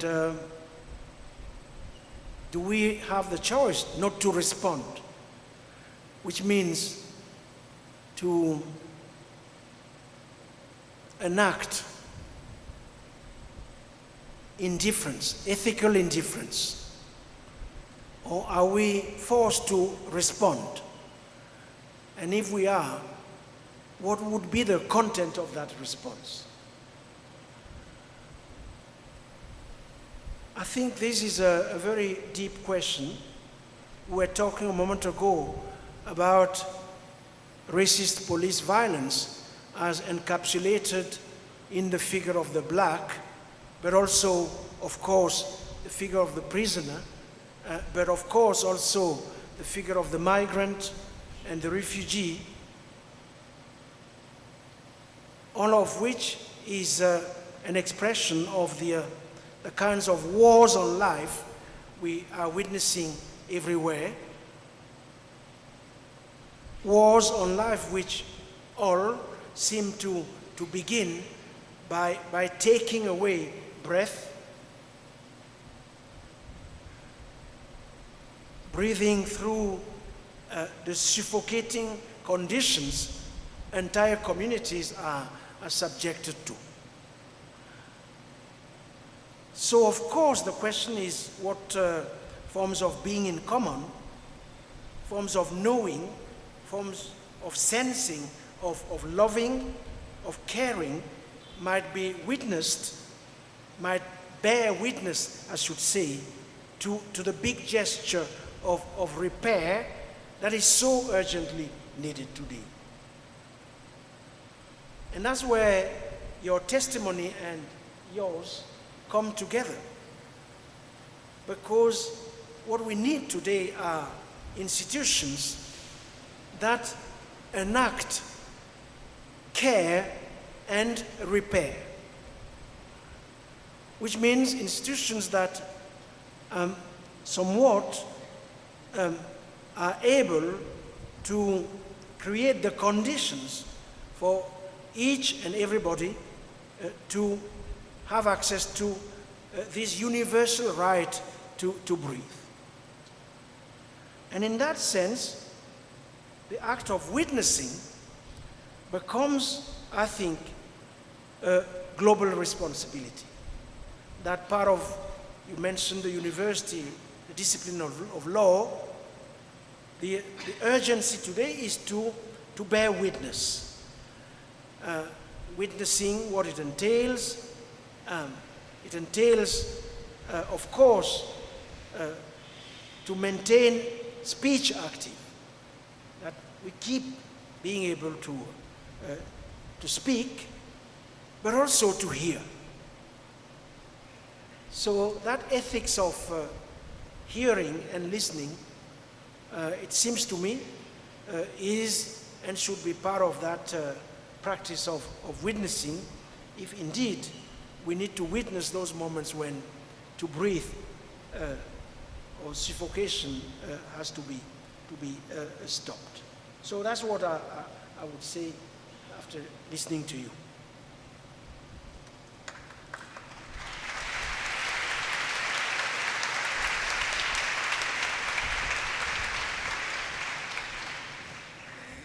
Obrigado, professor, mais uma vez. Convido agora, para mais uma pergunta, o ator e diretor Sidney Santiago Kwanzaa.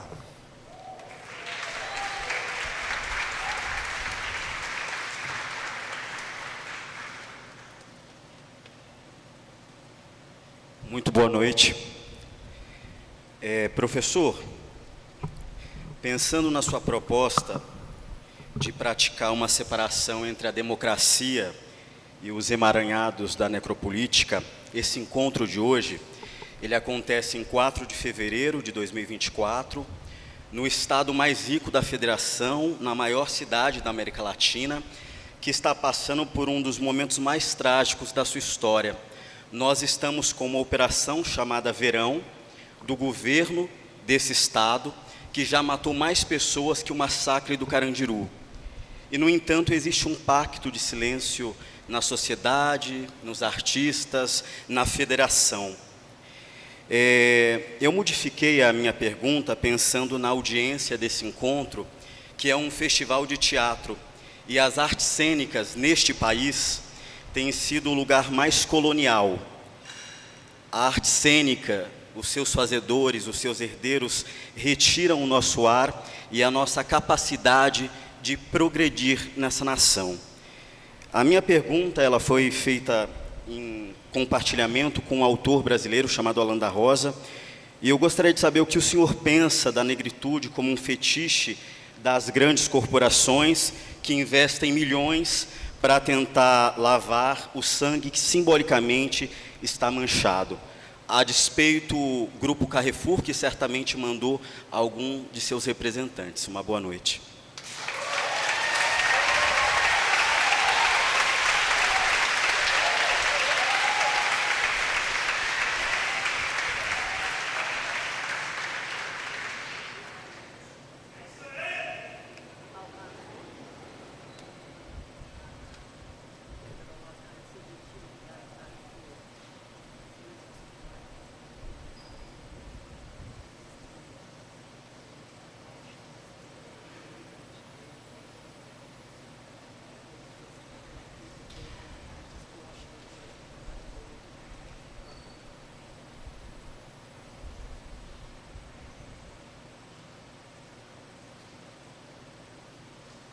Thank you very much.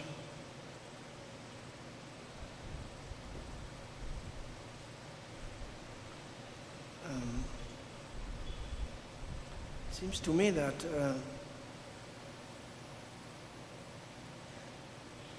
part of what you have just done was to, as I was saying early on, to bear witness.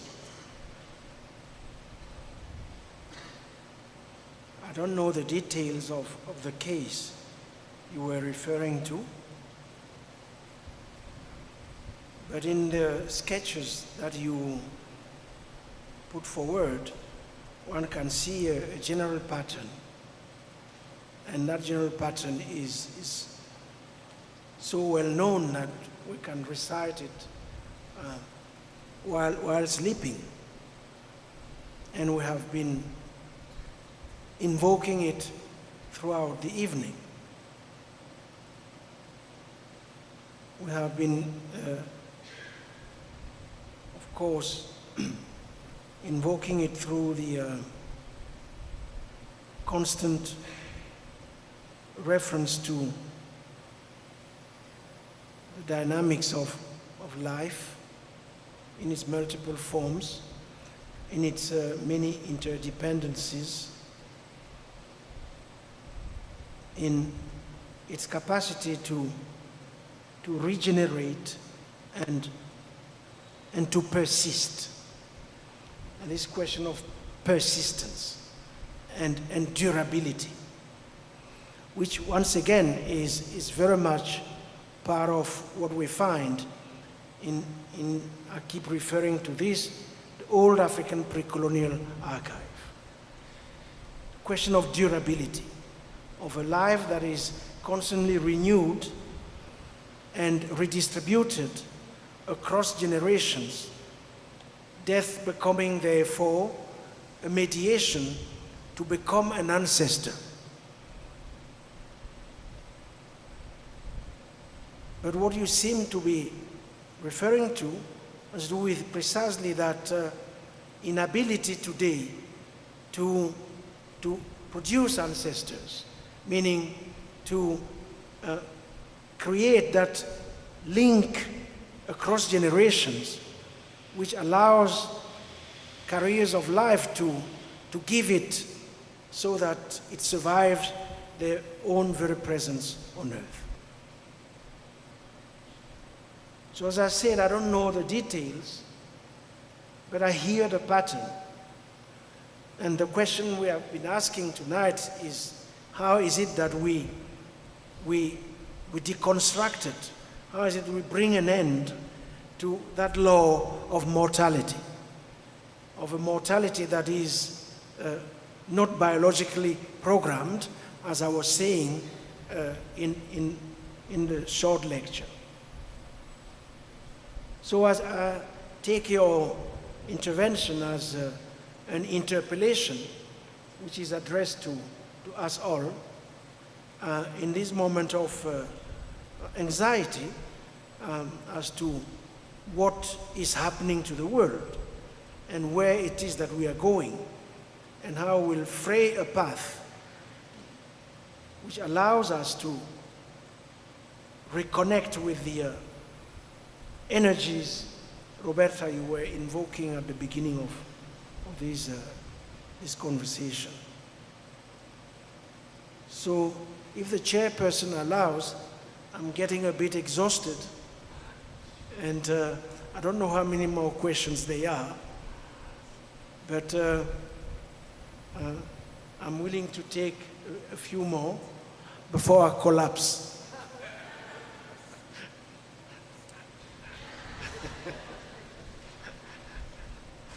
Bem, a gente tem, claro, um teto de horário aqui também. E inicialmente a gente pensou, como a gente convidou três pessoas, a gente gostaria de contemplar pelo menos mais 3 pessoas do público. A gente pode entender esse tempo, vamos à primeira, e aí a gente, né, se já estiver suando, como estamos todos, a gente... O povo está pedindo, Achille, mas vamos lá. Vamos. Próxima pessoa aqui do público é a deputada Simone Nascimento.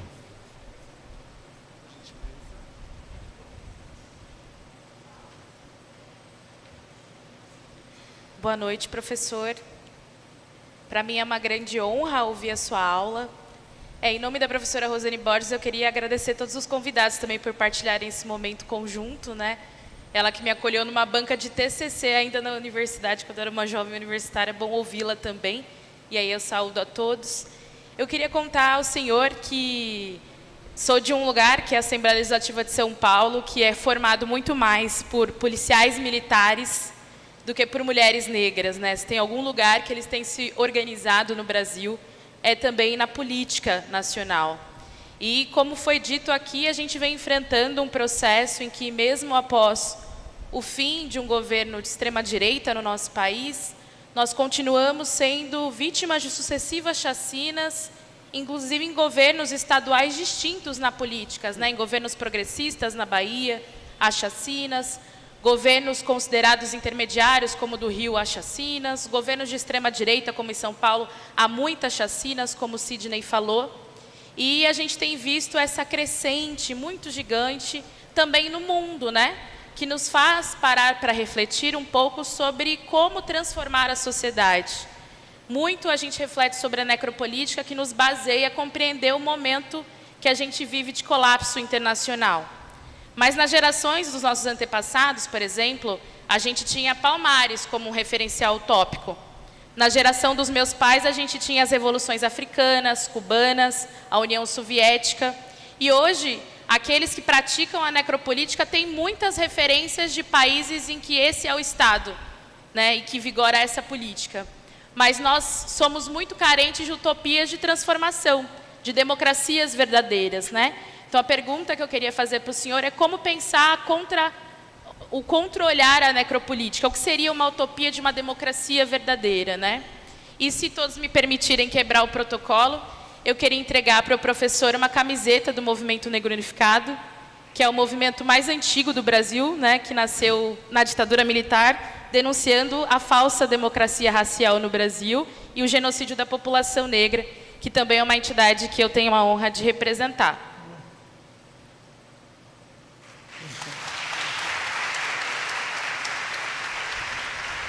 Licença, professor.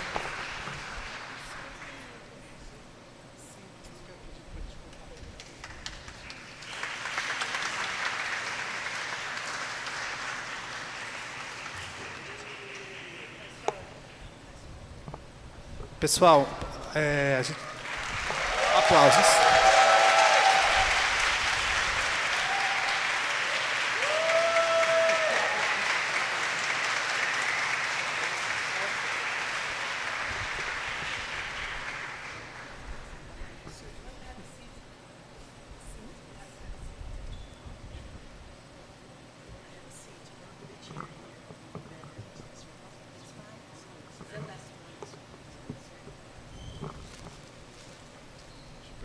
Pessoal, seguinte, só para ele colocar para isso.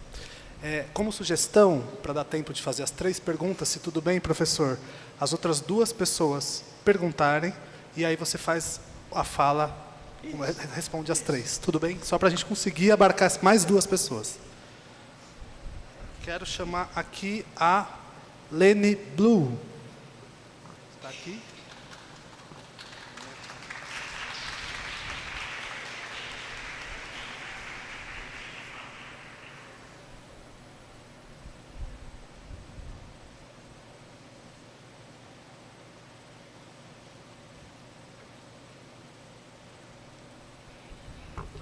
Boa noite. É muita honra, muita emoção estar perto de você, e eu me permito te chamar de você, porque eu sou mais velha que você. E quero te dizer o seguinte, o seu pensar é que me influenciou e embasou a entrar no mestrado com a tese Invisibilidade, Apagamento, Necropolítica, Genocídio da velhice negra. E uma das questões que me preocupa é a nossa dificuldade, enquanto velhos, de mostrar a importância ou a equiparar a necropolítica do jovem negro, que é morto a cada 23 minutos, ao idoso negro, que foi a maioria que morreu na pandemia. E a minha inquietude também é em fazer com que essa demanda entre no movimento social e movimento negro. Estamos numa plateia de jovens. E a questão da idosidade, que é uma forma de violência contra o povo negro, ainda não conseguimos transpor. Eu gostaria de sua ajuda nisso e agradecer mais uma vez essa oportunidade, dizendo, inclusive, que a questão de estar falando de velhice é tão importante quanto estar falando de vida, porque não há afrofuturismo sem ancestralidade. Gratidão.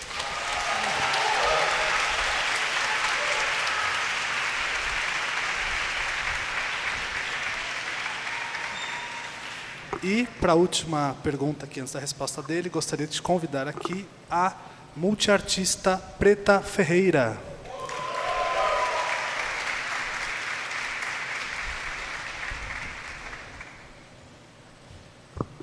Boa noite a todos, todas e todes. Boa noite, professor.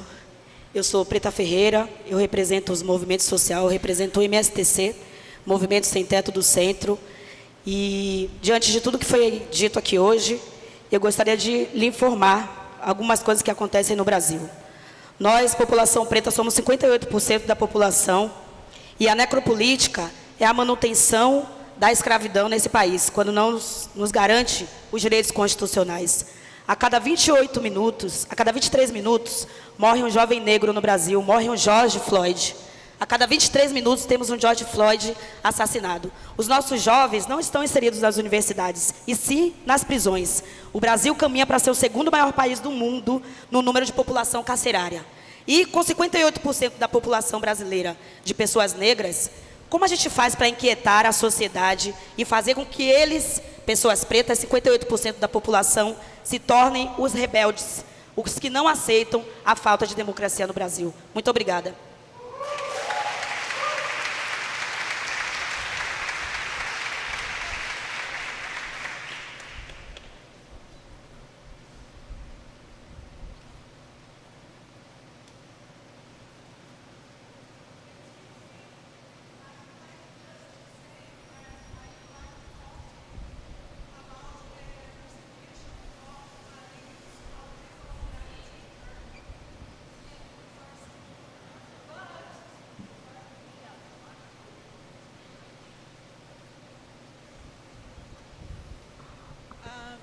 Eu vou falar em inglês para ficar mais direta a comunicação com ele.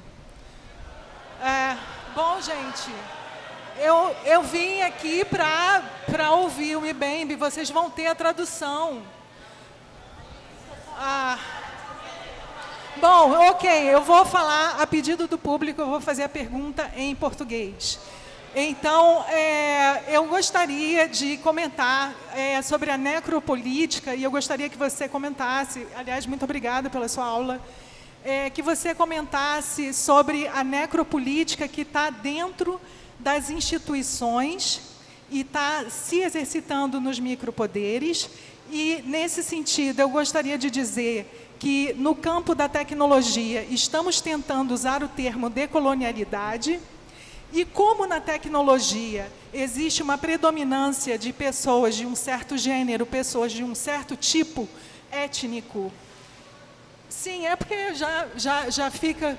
Sim, exatamente. Então, como no meio da tecnologia existe essa predominância, está ocorrendo, na minha percepção, uma perseguição velada ao uso do termo decolonialidade, que é justamente o termo que traz toda a violência colonial que está nos sistemas de conhecimento. Então, a maneira que a gente é julgado é que os sistemas de conhecimento dizem o que é perfeito, o que é o canônico, o que é o científico comprovado e o que pode ser aceito nos grandes salões. E aí, só para terminar, a tecnologia... ela está em discussão com os grandes centros de poder. O Brasil tem uma estrutura colonial que adotou essa conduta de venham, explorem tudo, deixem os nossos privilégios. E essa conduta permanece dentro dos sistemas de poder, porque o Brasil quer participar... o Brasil quer participar da Organização Mundial de Comércio, o Brasil quer participar de uma série de organizações, e aí, por isso a universidade está, como várias instituições, comprometida. Então, para finalizar, eu gostaria de convidar todos vocês... a entrar na plataforma chamada Hosted in Africa. Entrem nessa plataforma. É um convite, porque quando eu trouxe essa plataforma para dentro da universidade, está havendo uma perseguição. É só falar em África. Bom, e eu só gostaria de lembrar... eu só gostaria de lembrar que eu, como muitos de vocês...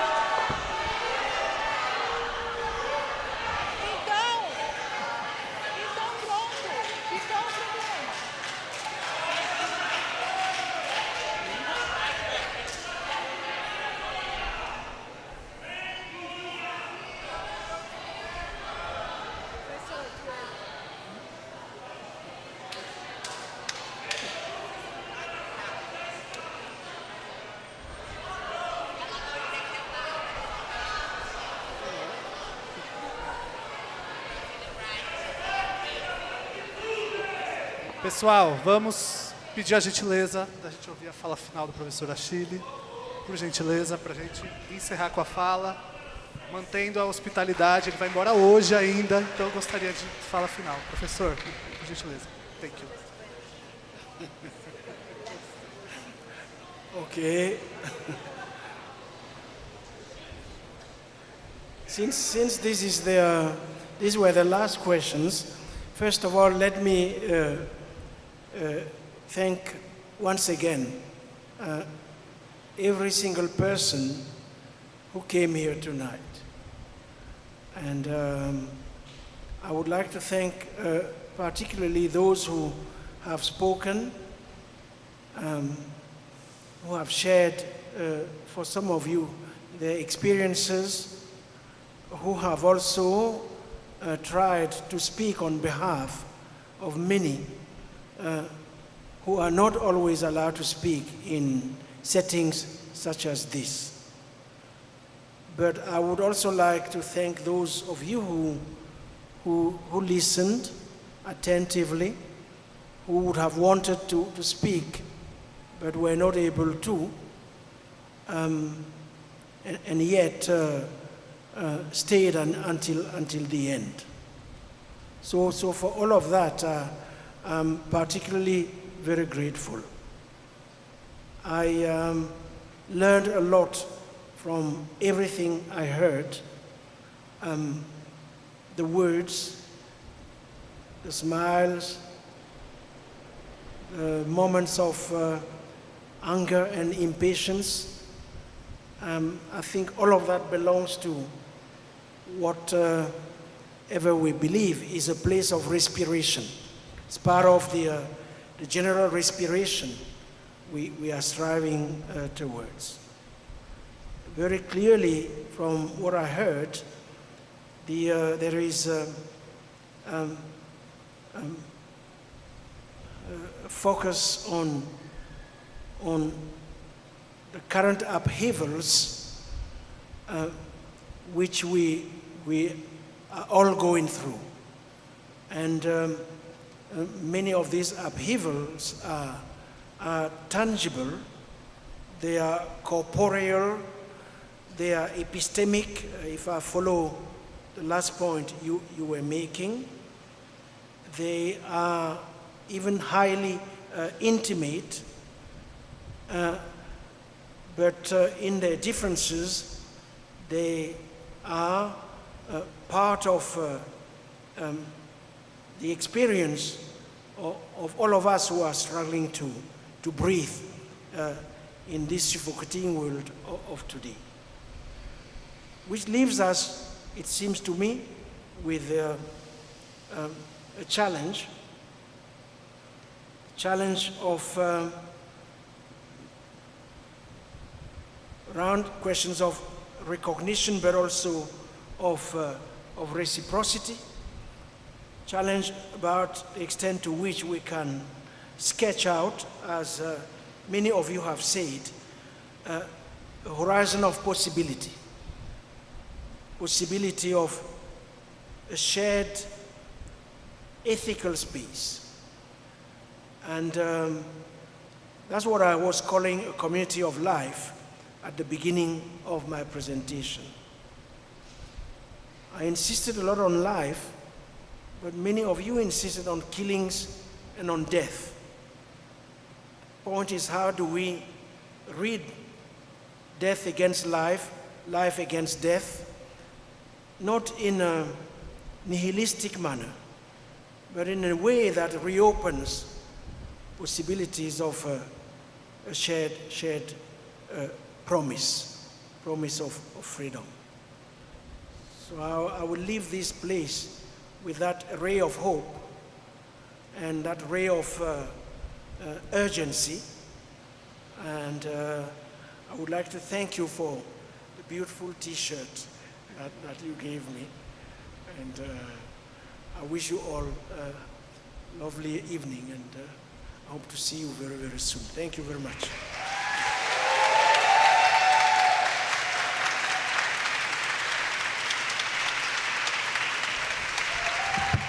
Então nós vamos terminando aqui. Mais barulho para a professora Achille Mbembe, por favor! Vamos agradecer à Faculdade de Direito da Universidade de São Paulo, o professor Celso Fernandes Campilongo, diretor da Faculdade de Direito, a querida Elizabeth Chara também, que não está aqui, um grande abraço para ela, Valdemar Ferreira dos Santos e toda a equipe de serviço e apoio administrativo, a professora Eunice Aparecida Prudente, jornalista Rosane Borges, ator e diretor Sidney Santiago Coanza, Carmen Silva, Preta Ferreira e toda a ocupação 9 de julho, Conrado 10, Leda Maria Martins, professora querida, e o reitor da Universidade Zumbi dos Palmares, professor José Vicente. Dizer que os livros estão sendo vendidos lá fora e que o ponto de encontro da MIT é na ocupação 9 de julho. Muito obrigada. Viva a MIT. Boa noite a todas as pessoas. E a MIT continua. Obrigada, gente.